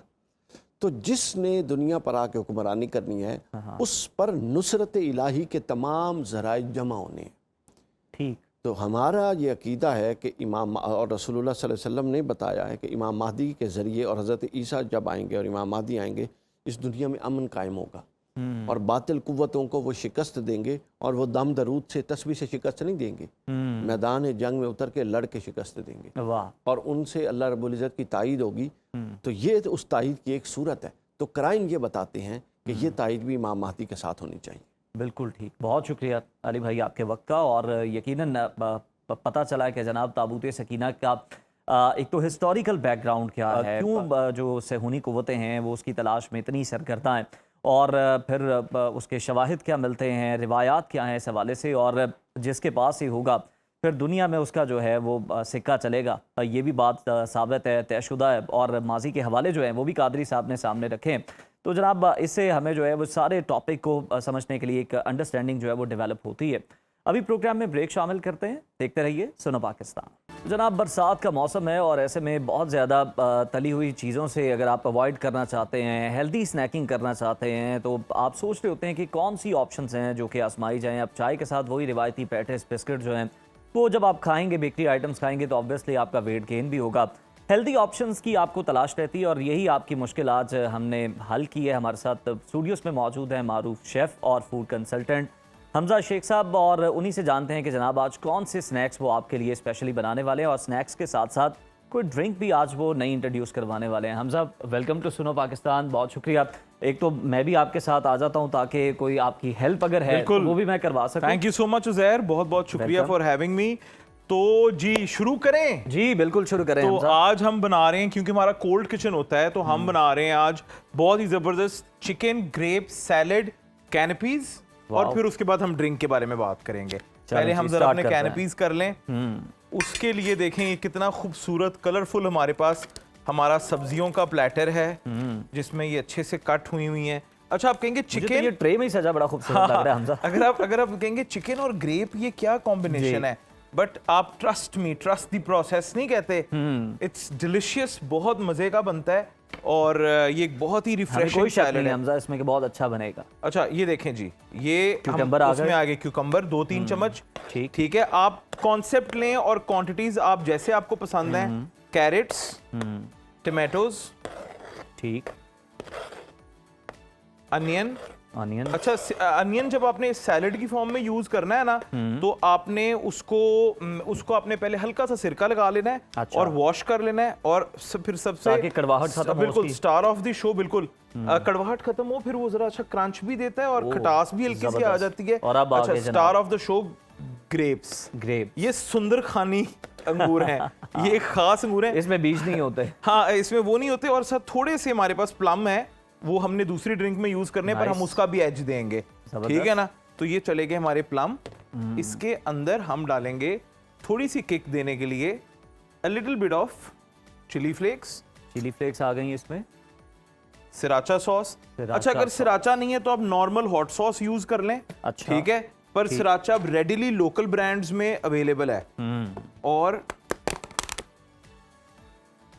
मायो, मेयोनीज, ठीक है। अब क्या है कि ये सैंडविच मायो के साथ ही अच्छा लगता है। आप मायो और Greek yogurt half and half भी कर सकते हैं, ऑप्शंस है आपके पास। हाँ, हाँ जी, ठीक है। And then the most important thing, salt. नहीं जी, ये भी आ गया हस्बे जायका, पिंक सॉल्ट। हाँ जी, पिंक। देखिए ये तो हमें याद हो गया है, हाँ, आप सॉल्ट ऐड करेंगे तो पिंक सॉल्ट ही होगा वो। एग्जैक्टली, क्योंकि हमने जब देखें, अगर आपने मिनरल्स ले लें, आप नमक वैसे ही आपको पता है ब्लड प्रेशर वगैरह को तेज करता है, तो फिर साथ थोड़े मिनरल्स हो जाएं तो क्या ही बात है। बेहतरीन। ये देखें ज़हर, कितना खूबसूरत हमारा मिक्सचर। वाह, ठीक है। इट्स अब ये इसके अंदर फ्रूट्स भी हैं और वेजीज भी हैं, वेजिटेबल्स भी हैं, चिकन भी है, तो ये बच्चों के लिए बहुत अच्छा। And another ingredient that we were missing, बहुत इंपॉर्टेंट, एप्पल्स। हाँ, बारीक चॉप हुए हुए एप्पल, ठीक है। तो it's more like a salad, ठीक है। और इसको फिर हम, प्रोटीन भी है, फाइबर भी है। एग्जैक्टली, ये जिम गोइंग बॉयज अगर फॉरेन ग्रीक योगर्ट के साथ ले लें तो ये बड़ा जबरदस्त है। अच्छा, यही फिलिंग आप किसी भी चीज के अंदर कर सकते हैं। आप बंस में कर लें, आप किसी भी और ब्रेड की किसी भी फॉर्म में कर लें, रैप्स बना लें आप इसके, स्काई इज द लिमिट। और गर्मियों में तो हमजा वैसे इसकी जरूरत जो है ना ज्यादा महसूस होती है। वो चीजें जिनकी तासीर बड़ी ठंडी सी हो। हाँ, आपको सूदिंग मजेदार फीलिंग आनी चाहिए खाने के बाद चीजें। ये देखें, ले जी, अब प्रेजेंटेशन का वक्त हुआ चाहता है हमजा। जी बिल्कुल। अब इसको भी अनरैप करते हैं हम और जल्दी जल्दी जल्दी सजावट का काम जो है ना वो खैर से ताकि जो कोई मेहमान आपके हैं वो देख के इम्प्रेस भी तो हो ना कि प्रेजेंटेशन कितनी अच्छी है। आज आपने नहीं अभी तक मेरे साथ कुछ करवाया। आप मुझे बताएं क्या आपको हेल्प चाहिए, मैं बस हाजिर हूँ। अब तो खैर से हो गया, अब ड्रिंक आपसे बनवाएंगे। ये देखें, ले जी, हमजा कम वक्त में जो है वो बस जल्दी जल्दी चीज़ें तैयार करने की कोशिश कर रहा है। हाँ हाँ, वक्त और क्या वक्त ऑलमोस्ट डन है हमजा ये। हाँ जी बिल्कुल, ये देखें। अच्छा हमजा, आप तो ये सारी चीज़ें कट करके ले आए हैं, पहले से रेडी हैं। अगर कोई बिल्कुल इसको शुरू से बनाना शुरू करे तो कितना वक्त लगता है? सारी घंटा लग जाएगा ज़्यादा से मैक्सिमम। हाँ देखिए, चिकन असल तो टाइम है कि आप चिकन को बॉईल करने के लिए रखें, ठीक, और दूसरी तरफ आप सारी सब्जियों को काट लें। सही, ठीक है ना। तो ये टाइम बचाने वाला स्नैक भी है। हाँ, और बस मिक्स करें और असेंबल कर दें। ये देखें, वाह, रिश्ता पक्का। रिश्ता पक्का। ये ट्रॉली रेडी हो गई है लेके जाने के लिए। ये वाली डिश हमारी रेडी है। वाह, तो ये जबरदस्त। देखें जी कितनी ग्रीनरी है और कितनी हेल्दी है। बिल्कुल बिल्कुल जी, बिल्कुल हेल्दी। अब इसको हम वहां पे रख दें ताकि ड्रिंक के लिए आपके पास स्पेस मौजूद हो। ये पहली हेल्प है जो मैंने आपकी करवा दी हमजा। ये देखें, ये आगे अब ये ड्रिंक्स बनने लगी हैं, ग्लासेस। अच्छा, अब ये हम बना रहे हैं काला खट्टा जीरा कोला या मुजीटो। वाह, ठीक है। आपने लेमन लेना है, पीस किया, और ये पतले छिलके वाला नींबू है, धुला हुआ है, और ये भी अंदर ही डाल देना है। ओके, ठीक है। इसका जो पतले छिलके वाला नींबू है, देसी नींबू, इसके छिलके में भी बहुत जायका है। ठीक है, और बहुत अफादियत भी है। बेशक, विटामिन सी। ये देखें, इधर ही हम धुले हुए पुदीने के पत्ते, मिंट ऐड कर लेंगे इसमें। ये देखें,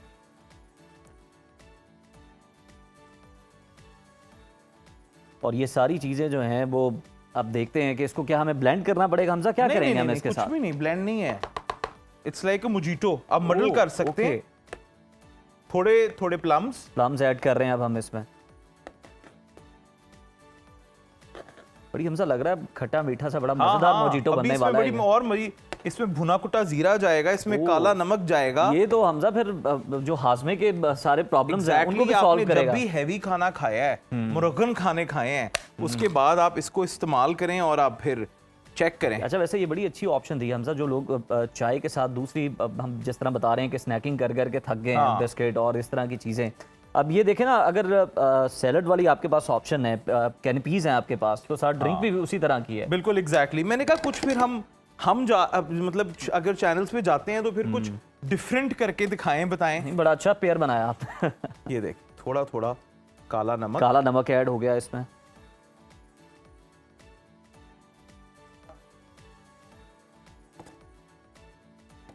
लें जी, ये अब आप अपनी ज़रूरत के मुताबिक ऐड कर सकते हैं। और द मोस्ट इम्पॉर्टेंट इंग्रेडिएंट, भुना कुटा जीरा। वाह, उज़ैर कमाल नहीं हो गया, आपको मजा नहीं आ रहा? मुझे तो बहुत अच्छा लग रहा है। और रात को जब अलग ही अरोमा इसका डिस्कस कर रहे थे ना इसकी हम रेसिपी, तो आपकी भाभी कहती कि ये चटनी है या ड्रिंक है, मैंने कहा ये हाइब्रिड है। अच्छा, ये मिक्सर है इन सारी चीज़ों का। लें जी, हमारी ड्रिंक हमजा ऑलमोस्ट रेडी हो गई है। ये देखें रेडी। इसको भी हमें मिक्स करने की जरूरत पड़ेगी या नहीं? ये देखें स्पून है ना हमारे पास, बस हम हल्का सा इसको स्पून कर देंगे। ठीक है। और ये सर्व करने से पहले हमजा ये भी बता दें कि इसको थोड़ी देर इसी तरह से छोड़ना है ताकि इसका असर जो है वो पूरी तरह घुल मिल जाए मोजिटो के अंदर। उसी टाइम आपने इसको, बल्कि जिस तरह आपको ओके रेडी टू सर्व है। हाँ, आपको अब ट्राई करवाते हैं हम। Sure, why not. आप ट्राई करेंगे भाईजान और आप बताएंगे कि ये कैसी है। ये देखें, आपने इतनी इतनी चीजें ट्राई की हैं, ये तो आप ले जी, ये हमारा मोजिटो जो है ये रेडी है। और पहले तो हमजा खुशबू ही बड़ी अच्छी है, अरोमा ही और है इसका, चटपटा सा, जबरदस्त सा। बहुत ही जबरदस्त। और हमजा वो जो भुना कुटा जीरा है ना, उसका भी जो टेस्ट है वो डोमिनेट कर रहा है, बड़ा मजा आ रहा है। डाइजेशन के लिए बहुत अच्छा है। और जनरली देखें जीरे के अंदर इतनी अच्छी सूदिंग प्रॉपर्टीज हैं। आप जीरा तो जीरे के नाम पे आपने देखा ड्रिंक्स भी मार्केट में बहुत ज्यादा बिक रही हैं। जीरा कोला वगैरह तो बिल्कुल आपके घर पे आपके पास की चीजें मौजूद हैं। अगर आप मतलब आप वाइट सोडा के साथ नहीं बनाना चाहते तो आप यही ड्रिंक एज इट इज जो है आप पानी के साथ भी बना सकते हैं। जीरो की ऑप्शन भी मौजूद है। हाँ हाँ मतलब बिल्कुल किसी भी बिल्कुल चीज़ के साथ आप इसको बना सकते हैं। स्टीविया शुगर के साथ भी बना सकते हैं। बिल्कुल ठीक है हमजा, हमारी आज की जो स्नैक की चीजें हैं वो सारी बिल्कुल कंप्लीट बिल्कुल है। जी रेडी है। बिल्कुल रेडी हैं। अच्छा जी चलें, अब हम इनको सर्व भी करेंगे और 1 घंटा जो है हमजा बता रहे हैं कि इनको बनाने में लगता है। हाँ जी। और बड़ी बेहतरीन चीज़ें हैं जनाब, ये स्नैक्स हैं, बहुत ही हेल्दी स्नैक्स हैं। आप भी अपने घरों में बना सकते हैं और अपने गेस्ट को सर्व कर सकते हैं और उन्हें आप सरप्राइज भी कर सकते हैं कि जनाब आपके लिए ये सारी चीज़ें जो हैं ये हाजिर हैं। और बनाना भी हमजा कोई खास मुश्किल नहीं है। प्रेजेंटेशन जो है वो भी बड़ी खुशनुमा। Thank you so much Hamza. अभी हम इसको बिल्कुल मिलके एंजॉय भी करते हैं और इसको जो टेस्ट है वो भी अपनी ऑडियंस के साथ शेयर करेंगे। तो जनाब ये हमारे आज के जो स्नैक्स हैं, जो ड्रिंक्स हैं, वो तो रेडी हो चुकी हैं।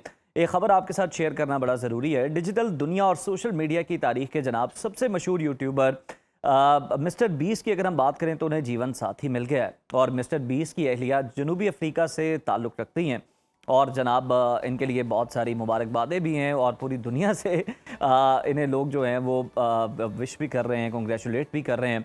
और देखा जाए तो जनाब इंस्टाग्राम पर मिस्टर बीस ने पिक्चर्स भी जो हैं वो पोस्ट की हैं और लिखा है कि मुझे मेरी मिसेस बीस्ट मिल गई हैं और ये मेरी ज़िंदगी का बेहतरीन दिन था। तस्वीर देखें तो जनाब 28 साला जो मिस्टर बीस्ट हैं नए क्रीम रंग के टैक्सीडो में, जबकि 26 साला उनकी अहलिया थिया बोसन सफ़ेद रंग के नफीस लैस से मुज़य्यन खूबसूरत रूसी लिबास में दिखाई दे रही हैं। और रिपोर्ट्स के मुताबिक दोनों की जो पहली मुलाकात है साल 2022 में जनूबी अफ्रीका में हुई थी और जहां साइंस, यूट्यूब और टेक्नोलॉजी का मुश्तरका शौक उन्हें एक दूसरे के करीब ले आया। और जनवरी 2025 में दोनों ने इंगेजमेंट की थी। और थिया बोसन ना सिर्फ एक मशहूर गेमिंग स्ट्रीमर है बल्कि न्यूरो साइकोलॉजी में मास्टर्स की डिग्री भी उनके पास है। सोशल मीडिया पर तस्वीर वायरल होते ही दुनिया भर से करोड़ों मदाह और यूट्यूबर्स इस जोड़े को नई ज़िंदगी की मुबारकबाद पेश कर रहे हैं। तो जनाब ये थी खबर जो कि आपके साथ शेयर करना बहुत ज़्यादा ज़रूरी था। अब जनाब अपने यहाँ से भी एक खबर आपको दे दे। पाकिस्तान फिल्म इंडस्ट्री और ख़ुसूसन पंजाबी सिनेमा की तारीख में अपनी अदाकारी और ख़ूबसूरती के नकूश छोड़ने वाली नामवर अदाकारा अंजुमन 71 बरस की हो गई हैं।